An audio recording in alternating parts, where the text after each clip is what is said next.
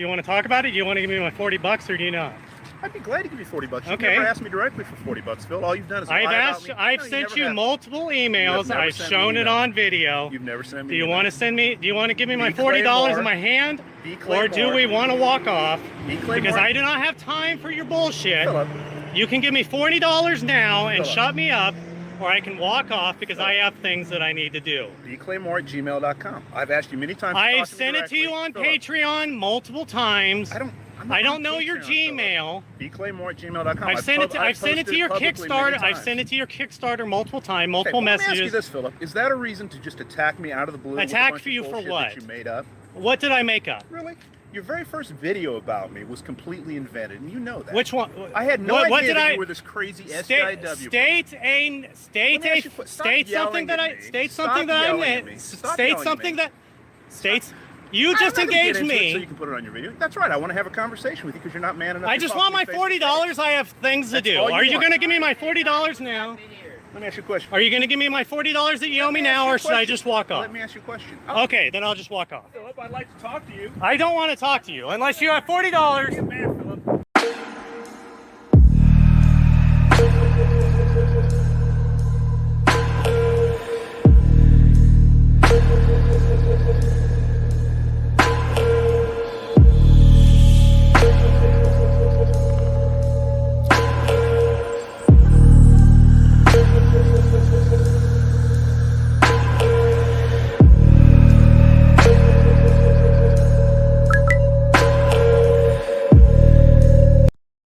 Taking my headphones off, fuck that. Bethesda, there is nothing I love more than to sit down, comfy chair, turn on the PC, fire up a brand new RPG, lose myself, think, oh my god, just think of this world, just think of all the planets I can visit, all the immersive things that I can get involved with, all the fights, all the relationships, all the people I meet, all the places I go. I'm so excited to go there. And you know, I love nothing more than to be dragged down at every fucking conceivable opportunity. No. So you can fucking current day us. No. Sorry, did you want to get immersed in our world? Yeah, well, no. Fucking pronouns. That's all you fucking are. No. Fucking gender ambiguity. Fucking pronouns. No. Fucking current day California. Fucking pronouns. No. Because that's all we fucking know. Because we're boring. We're so fucking boring. Fucking pronouns. We can't see past our own fucking reflection. That's the level of our narcissism here. Bethesda Western Game Company. Fuck your immersion. Fuck you having a good time. Fuck you falling into a world and just getting lost. No. Current fucking day. No. Fuck off. You're boring. No. You're fucking dull. You have nothing to say. Pronouns. No. Pronouns. No. Pronouns. No. That's all you fucking are. Pronouns. And you wonder why people are getting so fucking sick and tired. You are a one hive mind twat waffle. You take everything we love, all our immersions, all our fantasies, all our escapism, and you just can't help shovel your dog shit, fucking crap ideology into everything, every single solitary fucking thing. Fucking pronoun. No. Fucking gender ambiguity. Fucking pronoun. No. Fucking current day California shit. Fucking pronoun. No. Because that's all we fucking know. Because we're boring. We're so fucking boring. You're boring. You're fucking dull. You have nothing to say. Because we're boring. No. We're so fucking boring.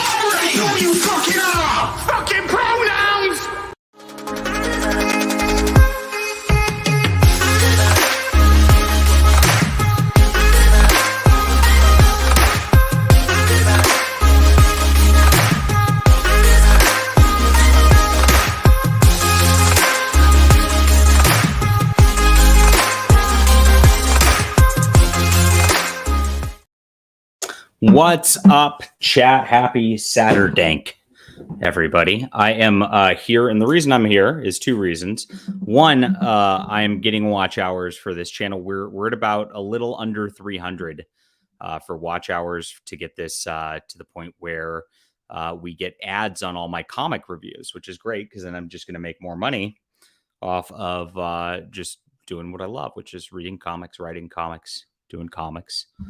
Getting everybody mad at me because I talked about comics with somebody who worked in comics. Very confusing. We do have a ton of just like Facebook posts to go to and laugh at all these comic pros who are doing the exact same thing to me as they tried to do to your boy Zach in 2017. Now, it kind of worked with your boy Zach because your boy Zach, at the end of the day, wanted to be one of them. He wanted to get hired by Marvel and DA. He's going to get rid of the dark roast because, you know, I went over the line and I'm sorry. I'm sorry, comic book pros, accept me. That's what your boy Zach did. And then he kind of noped out of the culture war on every single level. Well, I won't do that because I don't care. I don't want to be one of them. I have no interest in being one of them. And I'm just going to laugh at them this entire way. Oh my gosh, my chat's turning on me already. No, chat, no, don't do it to it's Drake's fault. I can't watch the stream right now. I have to go hate on some guy who posted a video saying he liked Ahsoka. Ahsoka was really good. Like, I'm sorry. I got to be honest. You guys don't turn to me just because I say what you want. If you've got other channels who will just say whatever the hell you want. I'm just going to give my honest take, whether anybody likes it or not. And that's why that's why I get watched. That's why people watch me. And I liked Ahsoka. It was very good. It was very good. Hit dislike on the Ahsoka video. Oh my gosh. Make sure to, terrible. I'm going to get canceled. Anime Man 73, I'm glad you're here. I'm glad you're working on your own stuff, brother. And I'm glad you're making the culture great again along with us here. You're a good man. You people. Everybody's so mad at me. So I am only on my JDA Talks Comics channel today. We're going to start. This is how we're going to do. How's that video doing? Is that video doing well? Let me go look. I should go look at my Ahsoka video. I gained like 50 subs today from the Heather Antos crap already. And so I'm probably losing 50 subs from my Ahsoka video. I'd like to balance things out. Here it is, 20 views, 7 minutes. Okay, so that's solid numbers. If you guys want to know like the nuts and bolts behind my YouTube shit. 20 views. So I try to like have like, I'd say a year ago, I would be happy if I had 1 view per minute. Now I want to get 2 to 3 like videos per minute in the first like, hour. And if it does that, it's doing pretty good. Now, if something's getting like 5 views per minute in the first hour, that means I'm crushing it. And so this morning, we got a lot. Yeah, I know. I look at this. Now I hate you. You can never tell if someone's messing with you. It says the internet. Take that. Let's see. You're allowed to like absolute pieces of trash. Here we go. Clearly, John has been kidnapped. Oh, God. Look at the comments. My God. My chat hates me. Whatever. Somebody watched my Dan DiDio interview and said, I missed the part that upset people. Pretty unbelievable. Oh, do a community. Oh, this is a good idea. Thanks, Mike. I'm going to do that right now. Let's see. Let's see. Community. I am doing a chill stream on my secondary channel talking about the comic pros going after me. Heather Antos, Mark Wade, et al. About Dan DiDio and packing my Flying Sparks books for shipment. Come join us. I need watch hours to get advertising revenue over there. Okay. There it is. Cool. We're doing pretty good. We got 34 people here. And that's all the Discord that means is what it is. People are going to like who they like. That's Ahsoka. Yeah, I know. What's Ahsoka? I don't know. So there's some good stuff going on. There's there's a lot going. I had to explain to my girlfriend how this comics drama works. And she's like, oh no, people are upset with you. I'm like, no, it's great. It's good. It's a good thing. I'm happy. I do have channel memberships and super chats over here. So we're like partially monetized over here, but you don't get advertising revenue for the videos over here yet. And so that's what's coming on. I'm packing these because I got these in, my friends, my Flying Sparks companion. If you look at the back, this is our first actual comic. It's your first actual comic. Yes, Heather, we're making actual comics. Look, I even put Crush the Commies. Yes. So I am eventually going to do a Metaman tie-in book called Metaman Crushes the Commies. That's going to be a thing for sure. It'll be a lot of fun. And so, yeah, I'm packing these right now. I want to get all of them out today. And I think I can do that. And, yeah, I have a little hitch. I usually put backer boards on these, but as you can see, like this book's a little thicker than my average Flying Sparks book. I usually have 66 pages. This is 80 something. And so I was actually able to put the lettering on the spine. If you notice, the Flying Sparks stuff doesn't have the lettering on the spine. The lettering doesn't quite work at the 66 pages, but it does work on this one. So I was able to get it on here, which makes me happy as a like autistic comic enjoyer to have the lettering on the spine. So, but I wasn't able to put backer boards in with the bags, which I think it'll be okay. I mean, you got this cardboard deal, but is what it is. So I'm just getting these out ASAP. Now, we did pretty good on this. We put it up on Fund My Comic, and I ran a whole after action report on why I think it sold about 100 copies on my Subscribestar. And of course, I'm very actually happy with what happened. It's very profitable, believe it or not, at 100 copies, because we've already sold a lot of these stories before. So if you're not on my Subscribestar, please get on there and support what we're doing here in the culture. I'm also putting up, I need to put up that extra sensory book I keep talking about. I said, I'm going to mention I'm putting up 3 pages a month on that for now until it's done. It's all out. And then the artist is talking about doing maybe like a prequel to that, or, maybe something else, or, he wants to work with me long-term, which is good. And he wants to do a Dick Tracy book too, which is interesting. So we're doing that. And that's what we're paying the artist is what it comes down to. And he's a pretty new comic artist. So that's that. And of course you guys got the beautiful Steam Night short comic, which is we're kind of showing what our future projects are going to look like once we have a lot of people on board, and also the Strike Force Ultima, which is also beautiful. Which once we get more people on board, those artists can come do longer projects, which is going to be the goal. Which is going to be the goal here. So we're doing really good. That Subscribestar has actually grown really well this month, also. So thank you guys for coming in on that. And then of course I'm writing my Zorro stuff, and I'm writing my Ayla Rin novel right now, which is going to be the next novel that's going to be done. I'm going a little slow on that. It's tough to write articles and write novels and write comics and YouTube all in one day. I do what I can, but I am trying to get all of that going to keep all the projects going, because I know I've got a diverse audience. Oh, I said that.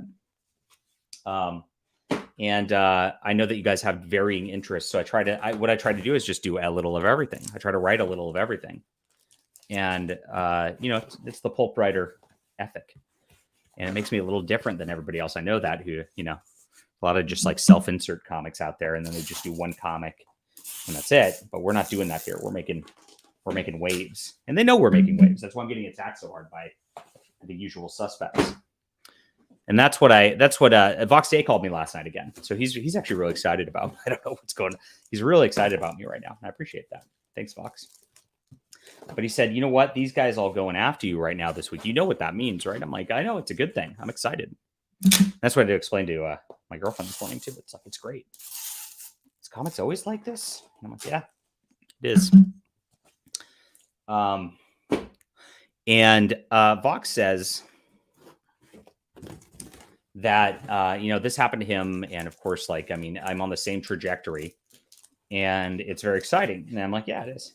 And so he gave me some advice on like how to proceed, and I'm going to take it because Vox knows what he's doing, and we're just going to keep growing. So, and the comparisons are starting too. So I made my video this morning saying the your boy Zach Rogues Gallery is all after me, and people loved that. And then the discussion's already starting comparing me to your boy Zach. And what we had in 2017, your boy Zach really opened the doors on the SJW industry and like got a lot of people noticing what was going on. But he was not the culture warrior that you guys really needed to like lead movements and stuff like that. He didn't want to do it. And I do. I'm happy to. He doesn't want to fight for real. He's not a fighter. He's a lover. He's a live, laugh, love kind of guy. And speaking of live, laugh, love kind of guys, you're a live, laugh, love kind of guy. That's all I want to do. Just want to live, laugh, make love. Yes. What's going on? What are you doing? Are we live? What's Zach up? Yeah, we're live. Yeah. Zach was not your culture warrior guy. And so I'm just taking over because he didn't want to do it, is what it comes down to. He didn't want to be the channel that, like, you know, fights with Heather Rantos and Mark Wade and all them. And I'm happy to, because fuck them. Fuck them. Fuck them. Antos, Heather Antos, the destroyer of IDW. Yeah, she made a passive aggressive post about me this morning. Let's if you've not seen it yet. It's beautiful. Multiple passive aggressive posts. This is it. Imagine being mad that a Star Trek comic is anti-fascist, she says. And this is bounding into comics. So if you go here, here's my article. Heather Antos, and I don't want this. I don't want easy homes. What's the front door? Talk to that guy. Thank you. Heather Antos and Ryan North's new Star Trek one-shot condescendingly shouts fascist at readers to lecture them on politics. So you see this here. Mm-hmm. So I point out that this book's it's shit the book, Matt, is what it comes down to at the end of the day. Yeah, exactly. So I mean, you can see you could already see it just from the cover that I knew it was going to be shit the book going in. I mean, yeah. Hey, well, what is shit the book? Let's say I'm a new viewer. I'm jumping in. What is shit the book? What is that from? It's a book that's shit. So I call it shit the book. Okay. Because the book's so shit, it's just shit the book at the end of the day. Yeah. Okay. Yeah, so that's it. So of course I say that so much these days. I made shit the book the shirt. The book. There's so many shit the books, dude. So many. There's a lot of shit the books. Shit the whole comic so book if you're wearing it, if you're reading those, you got shit the book. So I got it's shit the book, the shirt. So yeah, so you can get your with Testify HD yelling at it. And there it is. Heather, he was the first one to actually coin the term shit the book. And that's why I'm monetizing a dead person. Dude, absolutely. And yeah. He said it about it was about if you guys want to go back to the lore on this one, the first time shit the book was uttered about it being shit the book was it was Nasser and Vic King's Asile. Do you guys remember Nasser? Remember those eyebrows? Oh yeah, you remember? Oh yeah. And so Nasser was promoting it, and he wouldn't let Testify on the show, and Vic King was talking smack about Testify. And so Testify wouldn't allow that to happen. And so he, whenever anybody promoted, he'd get the link somehow and he'd go on there. He'd yell at Vic King, say Vic King's a hack. Vic King's a terrible artist. He'll never amount to anything. And then he says, your book is shit the book. And then they'd of course ban him from the show. Right. Shit the book. That's good. That's where that came from. I had him on my stream one time. He hopped on the stream and was like, already like revved up, like already super, just like he was ready to fucking murder everybody that was on the stream. And I was like, are you in Vegas? And he was like, yeah, I'm in Vegas. I was like, man, what kind of fishing do you do? Oh, actually we do something cute. Like, dude, totally switched off for a few minutes. And I was like, cool. So he was like, yeah. So fuck all you people. Fuck all that shit. It was awesome. Yes. I was like, you are a normal dude. Maybe somewhere in there. Well, the thing is, there you are, Peter. He liked to put on a show, And he got a lot of the way he acted and did things from wrestling, professional wrestling. You know, and you sit there and they start yelling at each other and wrestling. I'm gonna fuck you up, and you know, you're not only ugly, you're fat. You know, they do that on the wrestling shows. So he'd come on the streams and start being that wrestling persona more often than not. And so some people understood it, some people didn't. The other part was like he was a little weird and autistic too. Not just maybe, he definitely was. And so like he wouldn't dial down a lot of the time. you were just like double down. Yes. So that would always happen. But you know, I found it pretty funny more often than not. And so I made a shirt about it. It's called Shit the Book. This book was so shit, Matt. You could go where he's buried and like throw a couple of I was forced to. I mean, they paid me to do it. I had to do it. I got paid to tear this book to shreds on my live. You got to get a wood chipper. I got a wood chipper. Yeah, that'd be fun. You got to get one of those. So it was Shit the Book. So here's the deal. Imagine being mad and now imagine being so mad that you write an entire article about how Star Trek shouldn't have elements regarding progressive politics. So look, you should your gay little like this thing should be about progressive politics because that sounds fun. Mm-hmm. Bright colors, ridiculous like lower decks nonsense. Oh, let's make it about politics, real world ones. That's super fun. Yeah, I thought didn't that shit the show? Like nobody liked the show. I didn't watch any of it, but I heard it like wasn't good. It's just Rick and Morty, but in space. So yeah, it had that Rick and Morty look to it. That's all it is.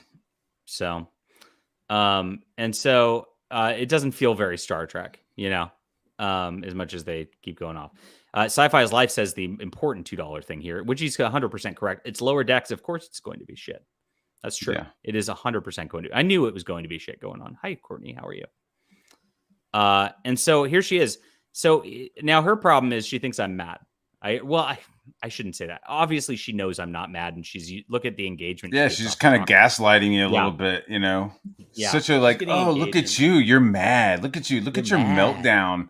JDA has another meltdown on Bounding into Comics. But of course, the way they do this, the SJWs do it like this. They don't name you, right?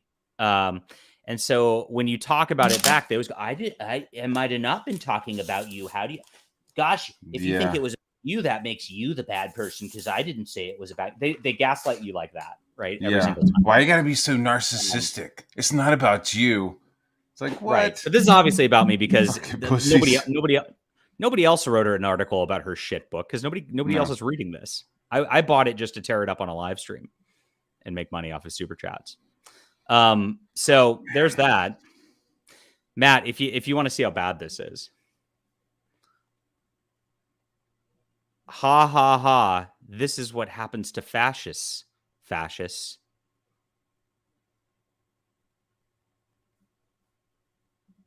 We're not fascists. I'm like losing fucking IQ points. I know I don't have a lot, but I feel I'm just like, oh my God, what the fuck am I looking at here? And then not only that, but at the bottom of the page, just so they could take you out of the book in any kind of interest in reading the actual story, if you even had any, it says, if you're a fascist, then wow, have you picked the wrong comic to read? And also transmedia franchise to enjoy and political system to subscribe to. Honestly, just a series of bad decisions going on in your brain, huh? What? So they had to add his little, he had to tweet his, this is the author, like thinking he's on Twitter in his own book, ranting, like making a tweet about fascists in his book, like at the bottom of every page, like just to like. Yeah. You know what this is? This is like, you know how like they say leftists can't meme? Like they can't comic book either. Like not only do they have to do the image and the word balloons, they also have to add like a whole bunch of shit at the bottom. You know what I mean? It's like, what kind of fucking meme is this? What kind of comic book is this? Fascists? Not only do I need to tell you your spec, I need to put like a whole paragraph of shit down at the bottom. You know, like, I know. Holy shit. Oh man, it's so bad. Those are Klingons. What if that's a Klingon thing? Like, why aren't you respecting their culture? You know, Isn't that right? Yeah. So why isn't it Starfleet? And so they keep going. You're wrong about us. We're not fascists. But then he has to like a leftist memeing. He has to explain that they actually are fascists. And so they, no, I don't like you, so you're a fascist. It reads like somebody like ranting at us on Twitter. yeah. And we're like, wait, we're not fascists. We are not like the Nazis were socialists.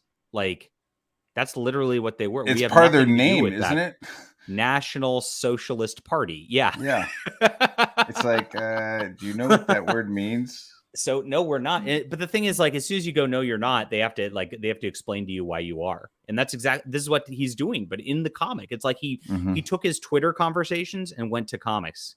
Oh my gosh, we have a special guest here on. Dude, it would have been so cool if like he had hit her and knocked her up against the wall of text. Like if his wall of text had like manifested as a real thing, and he like, I mean, that would have been too fucking smart for these fucking people. Smart. But like that would have been kind of a cool fourth wall for her. Do you know who else is too smart for these fucking people, though, Matt? This fucking wall of text. Here's somebody too smart for these people.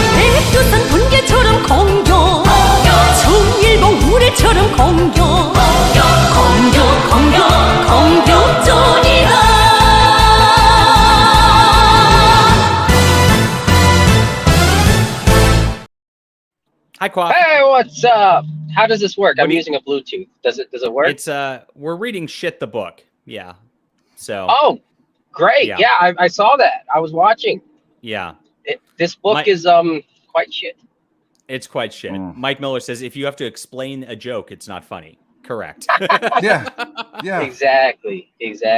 Oh, hey Matt, what's up? What's going on, Quaff? What's up, dude? It's good. So the next insulting part about this is if you just truly believe a charismatic strongman when he says your side should have absolute power over your people, and now you're using force to give it to him in a coup. So, by the way, I mean, they're always obsessed with literally Hitler, right? Literally Hitler got elected. There was no coup. Yeah. Also, this is a freaking wall of text. Like, it's a what wall the of hell? text. Yeah, I know. It's a wall of text. That's why Matt was saying if it would have been funny if when he hit her over the head, she banged up against the wall of text. Like, that would have been actually funny. I would have appreciated that. That would have been great. Yeah. I would have been like, bravo. Yeah. You did it. Because that's a lot to say within like I'm attacking you, and then he spins and then hits her. That's like what, half a second? It's like half a second. Let me like lecture a you into radio voting for Hillary Clinton. My God. And so that's what this is. It's terrible. And yes, of course. Remind me, where have I heard that before? And so obviously, since they're talking about coup and all that, they're talking about January 6th. January the 6th, yes. The worst day in history. They're still talking about January the 6th, like 300, 400 years in the future. Yes. Like, and he's not even human. This guy's not even human. So. The Romulans still consider January 6th. What is he? He's got, where's his shit glued on? Right. Glued on his nose? Yeah, he's got glued on nose. Yeah. He's got his shit glued on his nose. Like, Klingons have shit glued on their foreheads. Yeah. He's got shit glued on his nose. He's a Bajorn. Kardashians got shit glued on their necks. But the fascists had a bad day today, and we didn't. That wasn't guaranteed. We earned a victory. So there we go. Ugh. Fine, Tom. Fine. Fine, Tom. Oh, jeez. Ridiculous. So that's it. So there it is. Imagine being so mad you had to write. You're a good editor, but this is the worst writing assignment ever, lady.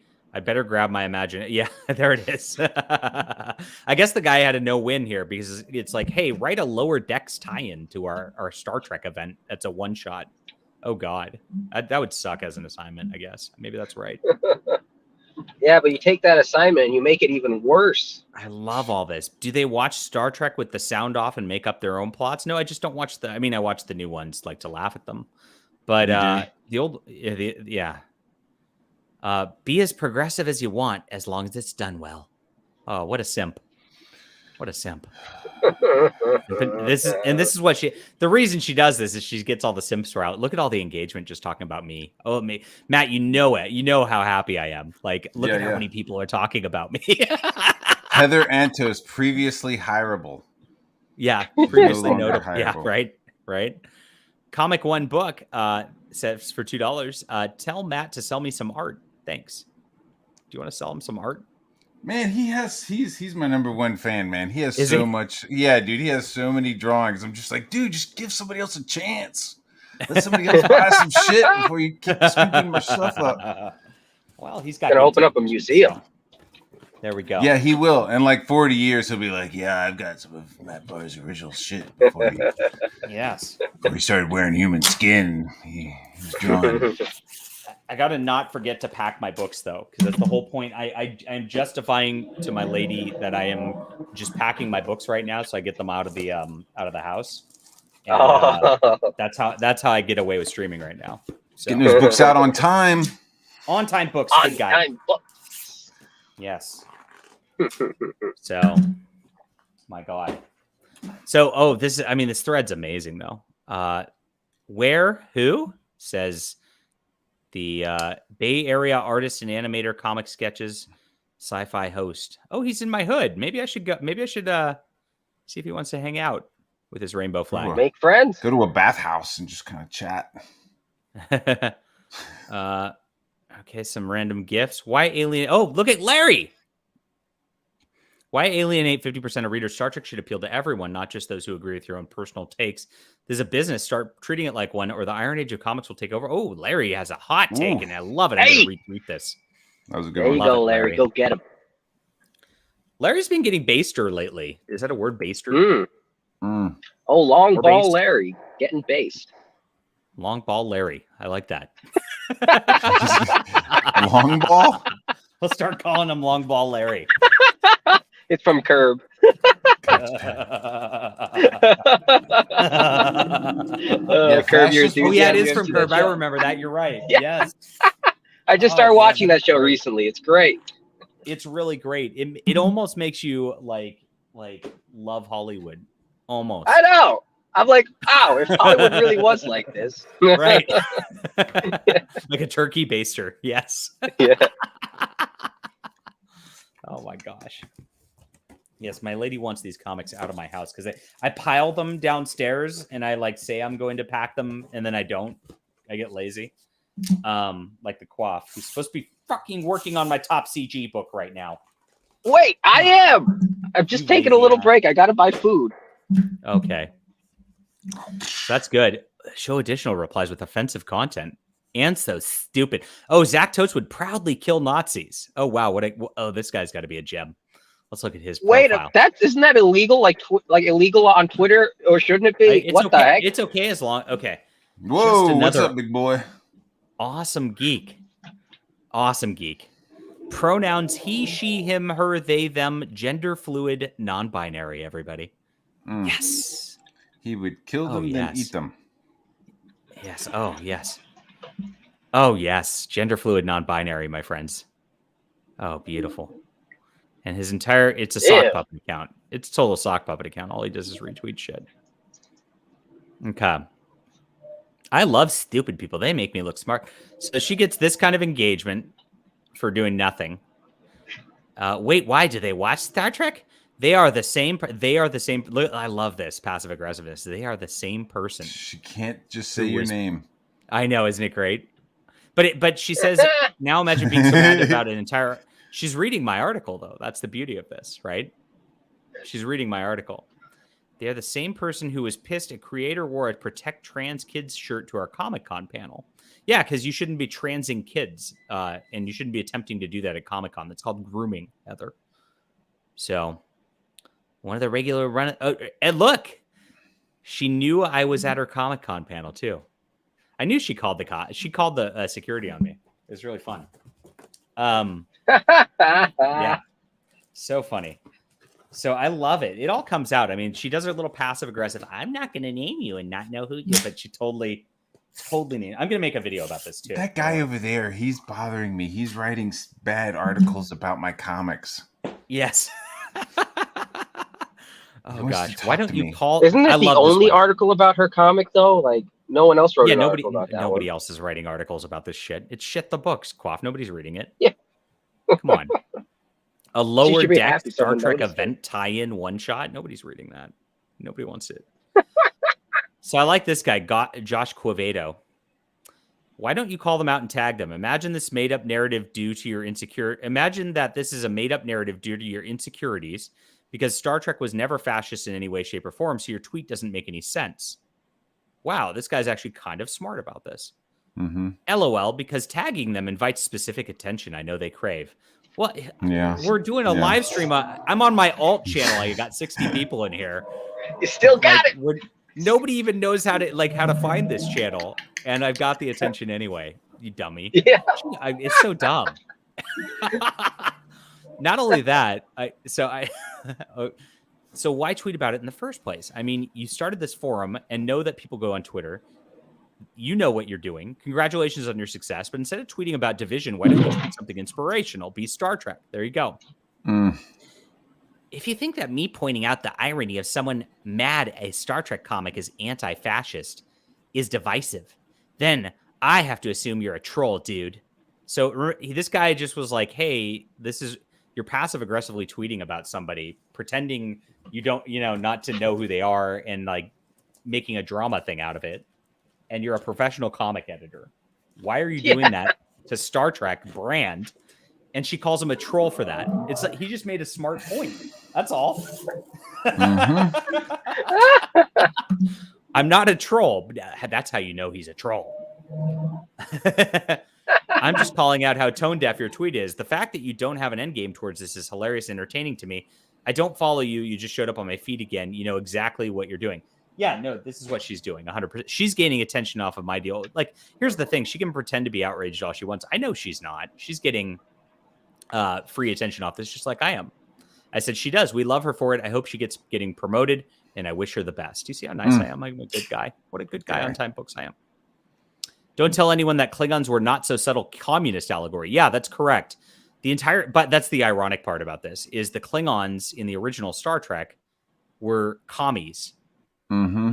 And they were Soviet Russia. And that was the entire point of Klingons. Oops. Yeah.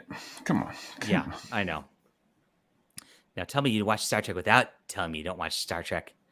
So many bad faith reviews and pushback on good stuff comes from toxic fandom. And they are a really toxic fandom, Matt. And they're always really offended that anything that does not seem to celebrate and flatter them. John E. Murphy, comics artist, psychonaut, and co-creator of Cosmic Degrees, a sci-fi romance that embraces psychonauts and pushes them back against an autocratic system. I'm using words that make me sound smart that don't mean anything. Okay. What's toxic is just blindly fucking following this stuff, just like, no, we love it. We got to eat it. We got to eat it all up. It's awesome. Don't worry about it. I mean, imagine anti-fascist. Isn't that just good stuff? That should be obvious in Star Trek. Like Star Trek is obviously anti-fascist. Why would they be talking about fascism in 2370 whatever? Like, yeah, isn't Star Trek supposed to be like in a utopian Earth, like achieved? Yeah, utopian Earth where like everybody worked together and like everything was good, and then we fought the space commies who were the Klingons, and then the Borg were like the uber space commies. So, and then the Romulans were just an imperialist Roman Empire, right? So that was it. So it's supposed to be just like anti-imperialism and anti-communism. But then they made it commie as things went on. So that's the problem. It's like once you have like a machine that can make anything you want, like nobody's really poor anymore. If you're just like, there's no scarcity. So that changes the dynamic of things. Oh, we're too crowded. Fuck it. Go take a planet. Yeah. It's very like, right. Just wide open. People are just like fucking doing whatever they want. You have a different system then. Your real world systems wouldn't make any sense at that point, right? Yeah. And so you have to, and that's what the creativity of this is, and that's what a good sci-fi author would do, right? But oh well. This guy comments on all of my posts. Only fascists would be mad about that.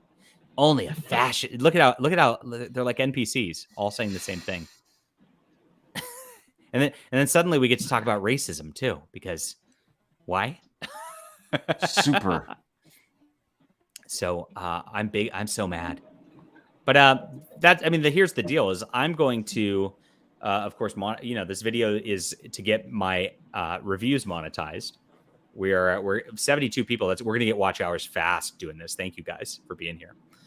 And then on top of that, I'm going to make another video about her tweet, and then of course make money off of that. And then on top of that, I'm going to write an article for Bounding Into Comics about these tweets, and then I'm going to make money off of that. So thanks, Heather. But she knows what she's doing. She's getting attention in the reverse direction, and I'm glad I know how to. Star Trek has been universally anti-fascist. They really think they're fighting literal Nazis here. By tweeting. They're saving the world. Is there anybody notable? Yeah, because they're all little Heather simp A-logs. Is there anybody notable who actually pays attention to her tweets though? I don't think so. People know about her overall. They do. I don't see anybody notable on here. There's a lot but she gets a lot of likes from her little thimp. Former DC editor. Yep, looking for freelance work. Yeah, those are the type of people that follow Heather, looking for work. Chloe Handler. We're always hoping that she'll hire them, but IDW has no money. Our good friend Chloe Handler. So what nice. A shame, man. Like 10 years ago, IDW was pretty legit, you know? They were. Oh, wow. Omeg. He hasn't done anything in a long time. He's a decent artist, but he hasn't done anything. So one guy who I recognize his name out of this entire group. This is amazing. Will Robeson. Remember this guy? Do you guys remember Will Robeson? He's the guy who was begging for work and then flipped out when somebody said you should join Comicsgate because he said that mainstream publishers weren't paying him for his work, and that he way behind on royalties and he wasn't going to be able to survive. And then people were like, "Why don't you come over here with us?" And he's like, "Fuck Comicsgate!" and then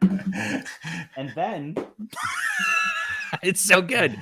Then 6 months later, he was like, "IDW just canceled my creator-owned book. I put so much work into it and pages, and we paid for all this stuff up front, and now it's dead, and I don't know what to do." Still simping for Heather. She's not going to give you a job, Robertson. Oh, here's a Miracle Man. He's a Iconic Comics simp. There we go. Good stuff. I love finding these people on here. This is my favorite thing. Wow. I mean, she has a lot of simps. Oof. Get a job. Wow. Get a How long? job. Well, I mean, eventually, IDW is going to go under because they're losing $1 million a quarter. They have $3 million left.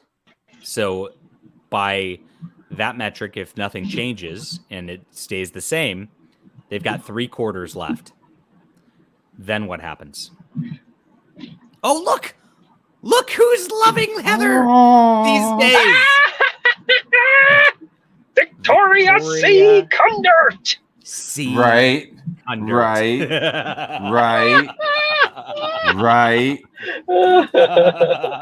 Right. Amazing. Mm-hmm. Bucks. Oh my gosh, so good. But this was not all, Matt. There's Facebook posts too, because we're gonna get more boomer about this. What? Yes. So nobody in. Oh, SIFWA member, of course. Ew. What the fuck is that? Let's look at SIFWA member. It's a pedophile club. Ew. Yeah. Looks like a SIFWA member. Yeah, he looks like a SIFWA member. Yeah. Yikes. What's he holding up? Him. Kid porn? I can't tell. Maybe. Fucking weirdo, fucker. Yeah, they're all weirdos. Okay, so I have to grab this. Let's see if Facebook will open this browser. I don't even know. I got to grab this from my good friend who sent it to me, who I'm not going to name, who's in the comic industry, who gave me this information. So thank you. I saw the one guy lose his shit and was like, "I'm not having any relations with Dan Dido after." That's it. Yeah, I was like, "Who the fuck are you, dude?" It's gone now. Or he went private with it. He went either private or it's gone.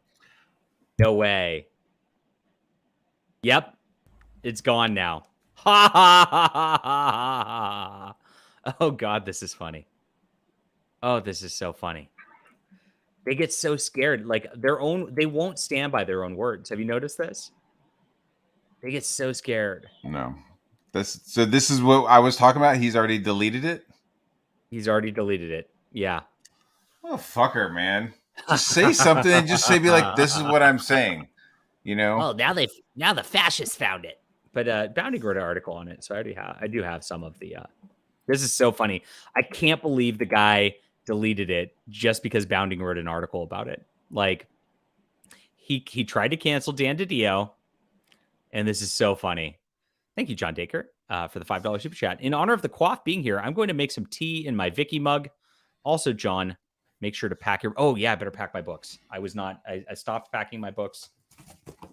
I better not stop doing that. I'll get in trouble. Thank you for reminding me to do that with money.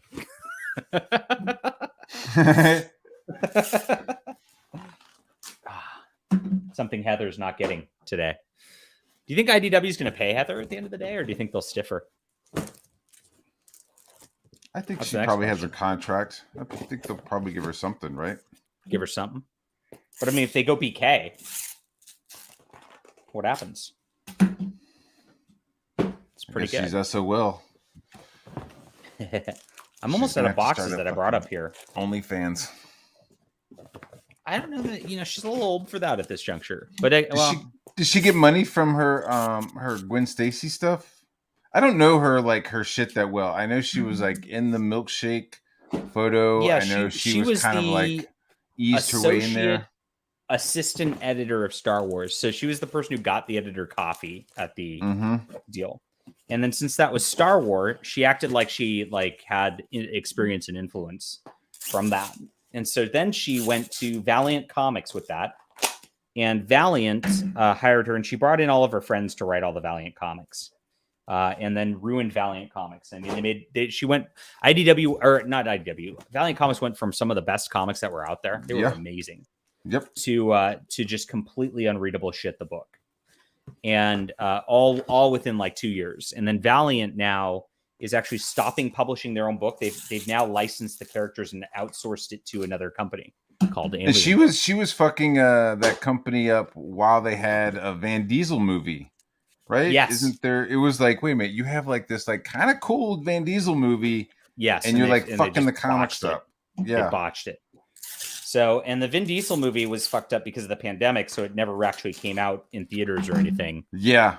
And that just wrecked everything for that too. So they lost their shorts, and she of course didn't help that. So then, of course, she knew the writing was on the wall with Valiant, who allegedly wasn't paying some of their creators this year also. And so she jumped ship to IDW, and then they put her on Star Trek. And here's the kind of job she does with Star Trek, everybody. I mean, if you think this one's fun, this was a worse one. This was the first article I wrote on one of the books here. So I actually know Star Trek really, really well. And you see how bad this is right here. Just this art sucks. Yeah, I know. I'm looking at it. I'm just like, God damn, man. It gets worse in here too. Like, Ugh. It almost looks AI or something. Yeah, right. All fucked up. It's all fucked up. I love it. So, very odd. By the way, there were typos in it. Here's the typo I found that they not only did once, but they did it 3 times. So this is supposed to say intendant. Is the word, not indendent. Indendent is not a word. And then this is Star Trek. So you might notice something about Star Trek. They have like the little laser deals Matt. Yeah. But so why is he shooting a gun? I mean, fuck. I didn't read this comic book. I mean, I am a paid creative, and I could just be like, I mean, is he undercover? Is he on a primitive planet? Is there a reason why he's not using a phaser? There's no reason. He should be using a phaser. He should be using the fucking phaser. I mean, there's multiple. Yes. They have your small phaser, your pistol phaser. They have phaser rifles. I mean, this is fucking Star Trek Next Generation shit. He should. Then they have this panel where they go back and he's thinking about the station back home, and they put this here.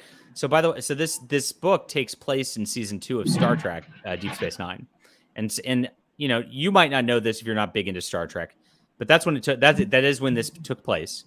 Well, this Worf did not come onto the show until season 4, so he couldn't have been thinking about Worf while this was going on either. It's a continuity error. So the editor, Heather Antos, is responsible for all of these things: guns instead of phasers, typos, and then what characters should be there because of what time period this is set in.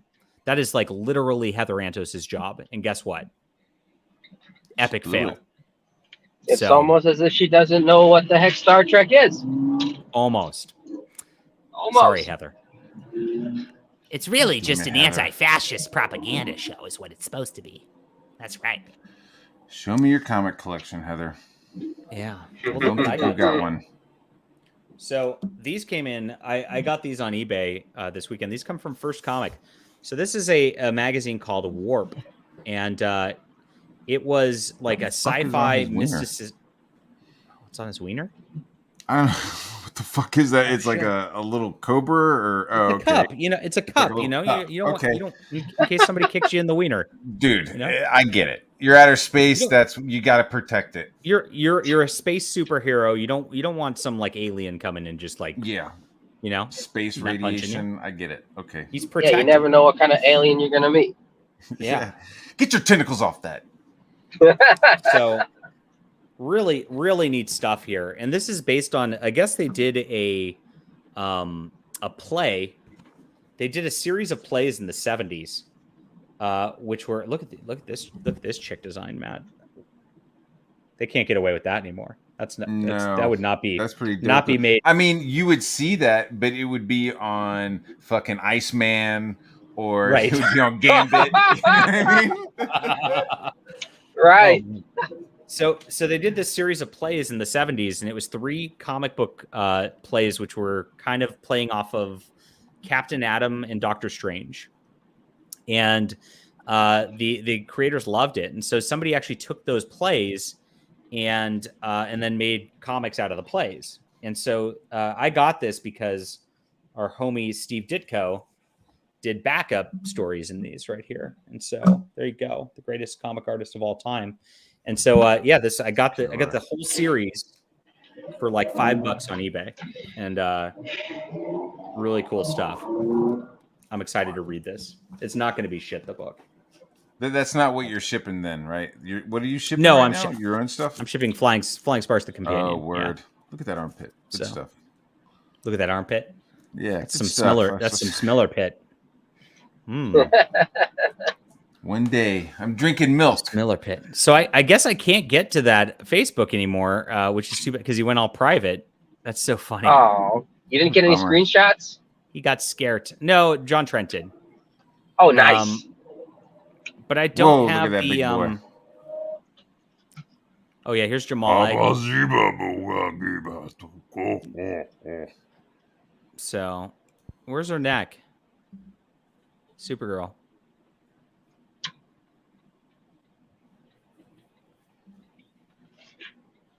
It's like Down syndrome Supergirl. I don't like her smile.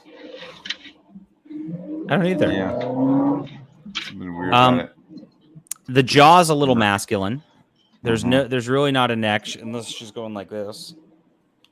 And her ear looks squished. And she's got a fucking squish. You know, like somebody's she's gonna have to redraw that ear, right? Yeah. Full push-ups. Liam wouldn't let that ear stand. I mean, fuck. If you're at this level, you should be able to draw a fucking ear. You know, that doesn't look like The ear is actually the entire crushed focal eggplant. point of that picture. Like if you look at it, like you focus on the ear. Like that's it. I don't know what's wrong with their face. Weird. So he was on Supergirl for a bit, but he hasn't done anything in years. He's been just kind of a loser who's complaining on the internet. There's me and my Dan DiDio interview, which you should watch. It was really good. So he reacted, I unfriended an ex-employer for crossing a line they can never come back from. Once you cross the comics gate line, we're done. Professionally and shit. Personally.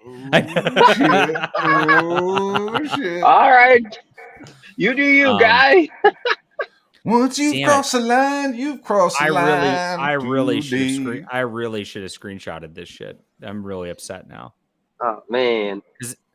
There were Mark Waid comments in here which John didn't get, and I want the Mark Waid comment. I have no idea who JDA is. CG? Are those losers still around? Who is this guy? Aristildis Lopoulos. Yeah, shit tends to cling to the toilet rim. And so here's Heather. Here's Heather saying the guy should be blacklisted for going on my show. There you go. 100%. Wow. Blacklisting Dan DiDio. It's the same little circle jerk over and over. Completely understandable. Mahmoud Asrar, who was on X-Men for a bit with Jonathan Hickman, also would like Dan DiDio blacklisted for coming on my show. And then this guy who is who writes a comic blog. Who should I not cover or support now? So literally they take marching orders on what comic news is actual news and what should be allowed to be covered or not. That's amazing. Wow. I mean, tell me that you're a corrupt journalist who is not actually reporting the news. You know, I mean, the media, right? Incredible. Good for you. It's tough to lose a business relationship, but it's worse to lose your self-respect. And I don't understand what these guys think is going to happen to their creative relationships when they get on the intolerance train. I find it ironic that they talk about the intolerance train, and they're like, let's not be tolerant of those people. Yeah, right. They're the ones doing it. Right. Yeah. I know. Also, LOL at unfriending an employer. I know. Is this ridiculous?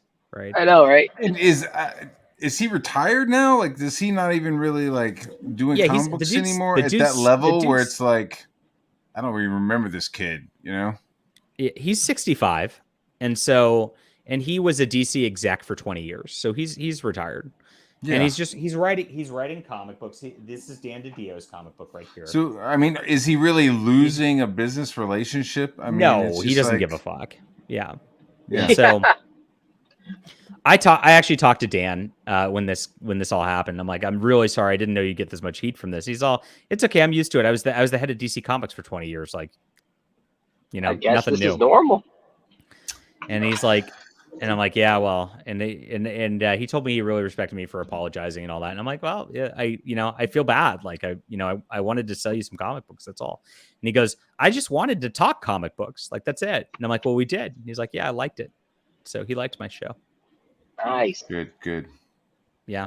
Sounds like a good guy. Can you DM me so I don't work with them? Oh God. Oh God. Oh man. I zoomed in and I don't know how to zoom out. Work with them. Is he not reading the article? It's one dude they're talking about. It's one dude they're talking about. Oh my gosh. But he didn't. There was a bunch of like Mark Waid comments, and I think I pulled them up on my video. But I would like to, or did I make a video on Mark Waid comments? I did, I think. I'd like to make I'm going to make an article about Mark Waid, though, because Mark Waid on that thread, which is interesting, claimed that Dan DiDio blacklisted him. What? Yeah. Really? Yeah. Interesting. I need to see the receipts on that. Larry Hama also claimed Dan DiDio blacklisted him. Blacklisted him from what? Like Larry Hama's been doing like G.I. Joe shit for like the last 20 years at IDW. You know, I mean, like, it's retarded. What are you fucking talking about? Yeah. Like, if Larry was blacklisted, then why did they make a Snake Eyes movie and have him like all fucking propped up in front of it? You know? Yeah. Oh no, it's stupid. But Larry elaborated on it, which was interesting. I really want to find the screenshot, but I'll have to do some digging in a different way.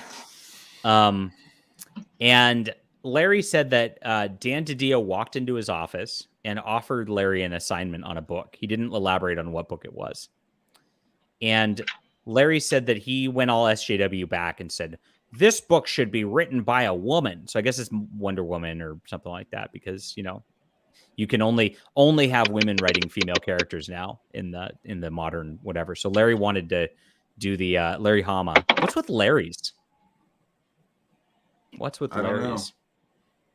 I met Larry a couple of times, man, and he was like cool. I mean, this was like before Trump, you know, and he seemed like a normal, normal cool guy. Yeah. As soon as the Trump thing happened, dude, it was like, I'll see you guys. Bye. You know? Bye, Quaff. See ya. Oh, who did you vote for? You voted for Trump. Yeah. It's like, that's exactly what went on here. Dan DiDio did blacklist Wade from Superman. Interesting. Working from Superman. I don't know the what's the backstory on that? Yeah. Mark Wade would have temper tantrums and made a scene over the slightest little things. Yeah. Mark Wade goes crazy. Yeah. I've heard that about not just in here, but even when he was back at other companies, he used to do this too. Just huge temper tantrums. But Larry said that he went in there and said that a woman should be writing the book and not him. So Dan was offering Larry a book and Larry declined it. That's quite different than blacklisting. Yeah. And then if you go to an employer and you say, fuck you, I don't want to work on this, somebody else should be working on this, do you think they're going to hire you again?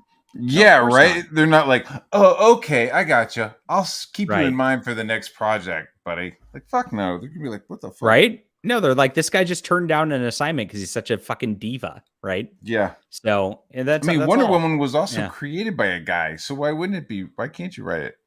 And Tom King's right. Oh, but Tom King kind of is a woman, so I guess that kind of makes sense.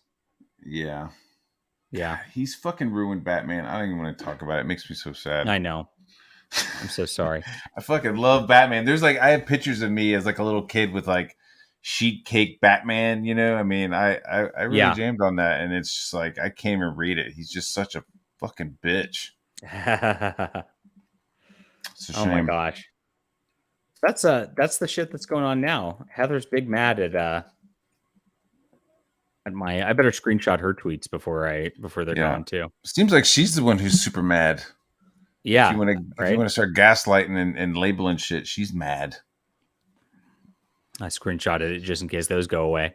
I need to get better at doing that. Like, because I always like boot up a stream and then like somebody deletes their shit. And it's a pain. Really funny. I guess if you're doing content for it, it's good to save that stuff. But if you're just like a regular like person who's just like trying to make comic books, it's a little creep content to have like I'm not doing content on these people, so I don't have like fucking folders on fucking people. Some J. Edgar Hoover.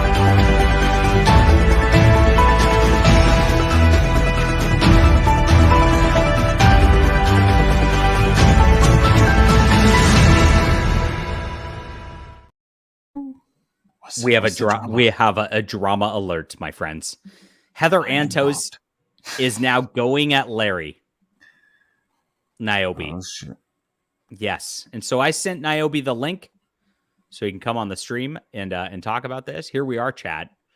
So Larry said, why alienate 50% of readers? Starship should appeal to everyone. And then she said, I'm sorry, you did not like a comic where cartoon character punched fascists. Well, so now I have so many videos off of this now. Heather Antos is going at me. Heather Antos attacks an independent creator for saying, like, why aren't you trying to make your brand appeal to everyone? I mean, this is multiple videos now. Heather's like, what an idiot. This is great. What is a fascist? Someone who votes for the GOP? So you didn't even read the comic in question. Got it. Yeah, I mean, well, they didn't really elaborate on why the Klingons were fascists. They just called the Klingons fascists over and over again. And they aren't fascists. So they're Klingons. Yeah, that's their culture. Respect it. I've seen enough of your work to know you only cater to far left ideology. Comics are not just for the far left. Want to make money, think of everyone. She doesn't care about making money. And look at all of her simps start going in. Literally this. This is a dude. By the way, don't say literally this if you're a man. Creator of, what is this? What's he Omnibus, creating? a digital comic store and reader. I have this blue check because I need the undo. He doesn't have a blue check anymore. Cam. I couldn't afford it. That's why I have the blue couldn't check. afford the blue check. And I can afford it. I can afford it too. I'm not worried about cat food, you fat fuck. He, him. Creative director at some shit RPG. Cam. They're all going at Larry now. Now Larry is target of Heather Antos. This is amazing. So all these people are starting to dogpile on Larry. Yeah. Wow. Fucking cowards. They are such cowards. And of course, she'll block him immediately shortly. So Larry quote tweeted it. She's correct. I do not like comics that 100% only promote a far left ideology that activates cancel culture. When you do not fall in line with their beliefs, it should be illegal. Wow. Star Trek has been woke, progressive, Star Trek. Yeah, here they go. Going at Larry. He, him. Emmy nominated horror screenwriter. There you go. On strike. Not working. Yeah. So who's going at Larry? Anybody we know going at Larry? No. They're just a bunch of simps. All she has is like her simp brigade. And then she makes it look like she has a lot of engagement. And that's how she keeps her job. I'm convinced. Where's she going to go after IDW? I don't know. That's a great question. I mean, I can't see Marvel. I mean, maybe Marvel will hire her back, or maybe DC. DC's like about the wokest, I think, at this juncture. And she hasn't been there yet. So that would make sense for her to fail upward to DC. Maybe she can edit Batman and make Batman an anti-fascist. So weird to just like fail upwards. Oh, it's amazing. And it's like, oh, I'm not going to hire you. Oh, you're a fascist. What? Okay, you're hired. Fuck it. You know what I mean? don't know. See that argument. Naobi's looking based here. Hail JDA, hail Matt B. Yeah. Friendship is magic. Oh my gosh, we have 100 people on my alternative channel. Yes. Guys, hit the like and subscribe button here, and I appreciate you being here. I need to get some more packages downstairs, though, like some boxes real quick. So why don't you chill and tell people who you are while I go get my boxes, and I'll be right back. Don't make me big, though. Okay, I won't make you big. I'll just put Liam with you right here. There you go. What's going on, guys? Comicsgate, Matt Barr. I'm doing Rock and Roll Ninja. It's with me, Chuck Dixon, and your boy Zach. I know half you guys hate your boy Zach. The other half don't.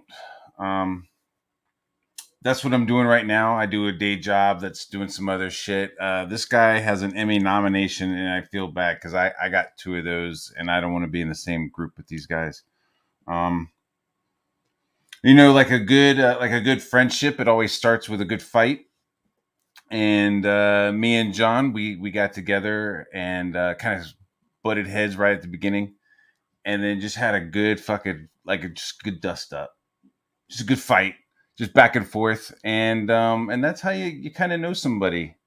That's how you kind of figure somebody out, and I think we're gonna be good friends because I think he's funny, but it's not the first time I've literally got into a fist fight with somebody and then became like best friends with them. So, Daddy?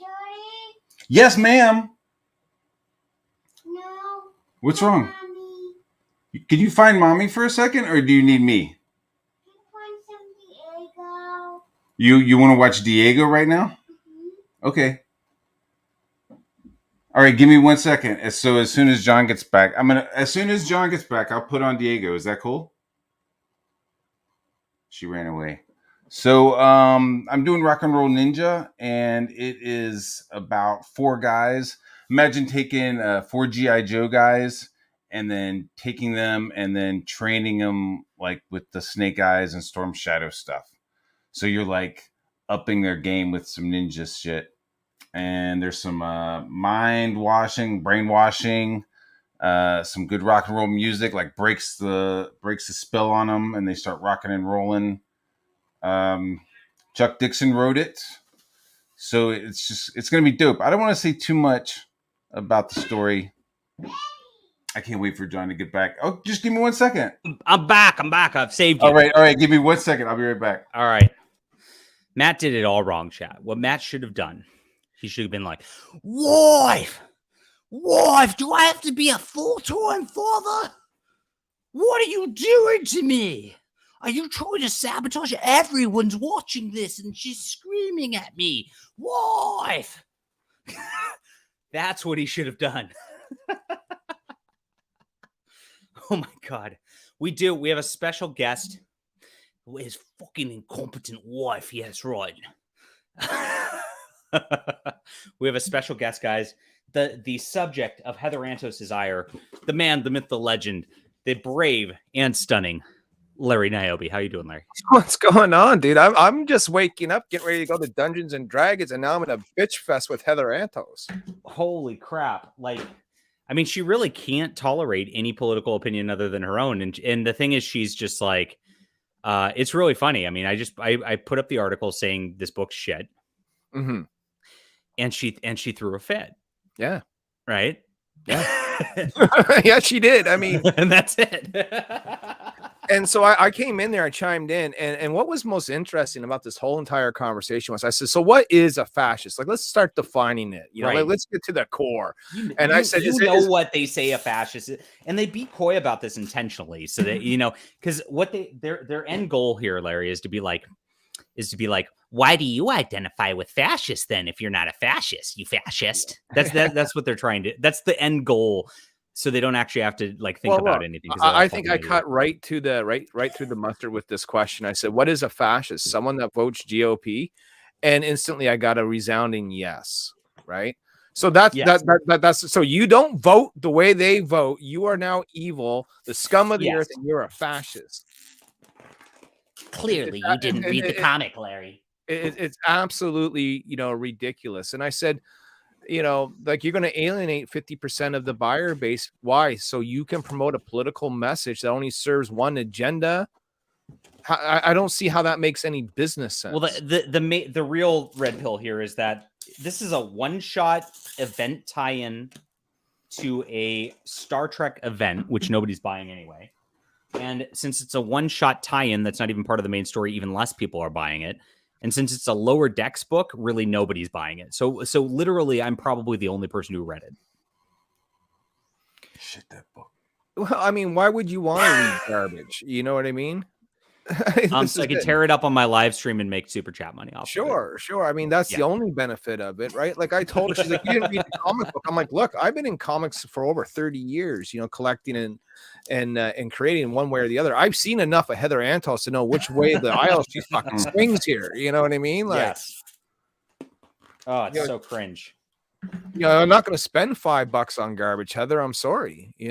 How do you feel that the man who wrote this is a Canadian like yourself? The majority of Canadians swing left, though, John. Like, it's just the way it is, there's no shocker to it. Like, isn't Justin Trudeau about the most fascist person out there for real? Well, I don't know. When you bring a real Nazi on for a standing ovation in the fucking House of Commons, right? Yeah, holy shit. I don't know how much more fucking dumber you can get, like. It's okay because he did it. That's how it works. Hey, John, I got a boogie. Larry, Matt, take it easy. Good to see you, bro. Yeah, man. Matt, I'll see you guys later. This is what you do when you've got a kid who needs something. You like go be a father and you don't scream at the internet about it. It's a total switch. Yeah, it's a total switch. I love it, dude. It's like I get all my my real drama and stuff from the internet and stuff because as soon as I leave the room, it's just like, can you put Diego on? Can you make me a peanut butter jelly sandwich? What time is dinner? Are we going outside? It's awesome. It's good shit. Good man, Matt. Have a good day. Yeah, you too. Later, guys. See you. Peace. So she's still going at you, or she just do the one? Did she do the one quote tweet so she can get her followers? Sort of letting her followers kind of fight her battle. Yeah, now. That's what she does. Yeah. You know what I mean? By the way, the Hut. She went at the Hut the other day.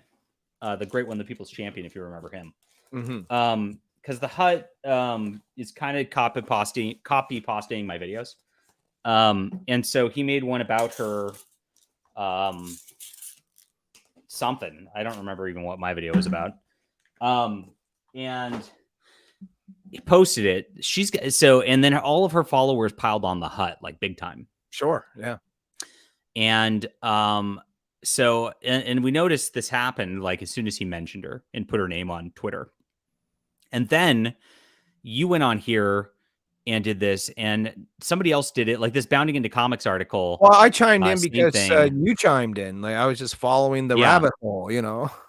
The Bounding into Comics article I did the other day, like got piled on big too. And then some guy I made a tweet about the milkshake thing about a week ago. Yeah. And then I got piled on by all the SJW brigade also. So Hut is convinced 100% that she has a search of her name set up to like ping her. Oh yeah. And then she has her followers pile on every single time. Like it's really the well, most look, I know she watches your show, John. I think she's obviously secretly in love with you, bro. You know what I mean? Of course, they all are. So Heather, if you are watching, I challenge you to debate on my channel. Come talk to me. Yeah. No, I know she won't. She's too scared. I mean, but you know, from one comic book creator to another, Heather, and I don't, you know, John knows this, Ethan knows this. I don't wave the Comicsgate flag. I'm just mean, right? No. But I do vote conservative here in Canada. If that makes me a Nazi, then I take offense to that. Right. And I'm willing to it's pretty clear in the comic that Nazi equals Trump. So I mean that was literally what I mean, what I'm trying to get at with them is anyone who votes conservative, who doesn't vote liberal or Democrat, is essentially in their eyes a Nazi, you know. That's true. And I think that's absolutely wrong. You know, like the whole political system is built on democracy and having different parties. And then all of a sudden demonize one party as the biggest evil that can ever walk the face of the earth to the point where you eliminate them and you're the only one left is wrong. That's called fascism, right? Absolutely. Literally. That's the ironic part about all this, right? Yeah. They are projecting what they say everyone else is doing. Meanwhile, I'm just packing and shipping books because this is it. I mean, right? It's all working. So Heather Antos can go yet destroy another small publishing comic book company, leave more in her fucking wake. Like, while guys like you and me, we self-publish. I go through Antarctic Press. She'll probably try and get them canceled now. But the great thing is they don't care. They're right. They don't, they learned a lot from that time with Zach to the point of like, now we're just going to do what we want. We're not going to let other fucking people bully us, like. Right. Yeah. It's a different ball game now. And there's so many people doing this that like, I mean, so what if she goes at me? So, they're trying to cancel Dan DiDio over talking to me. It's like, my God.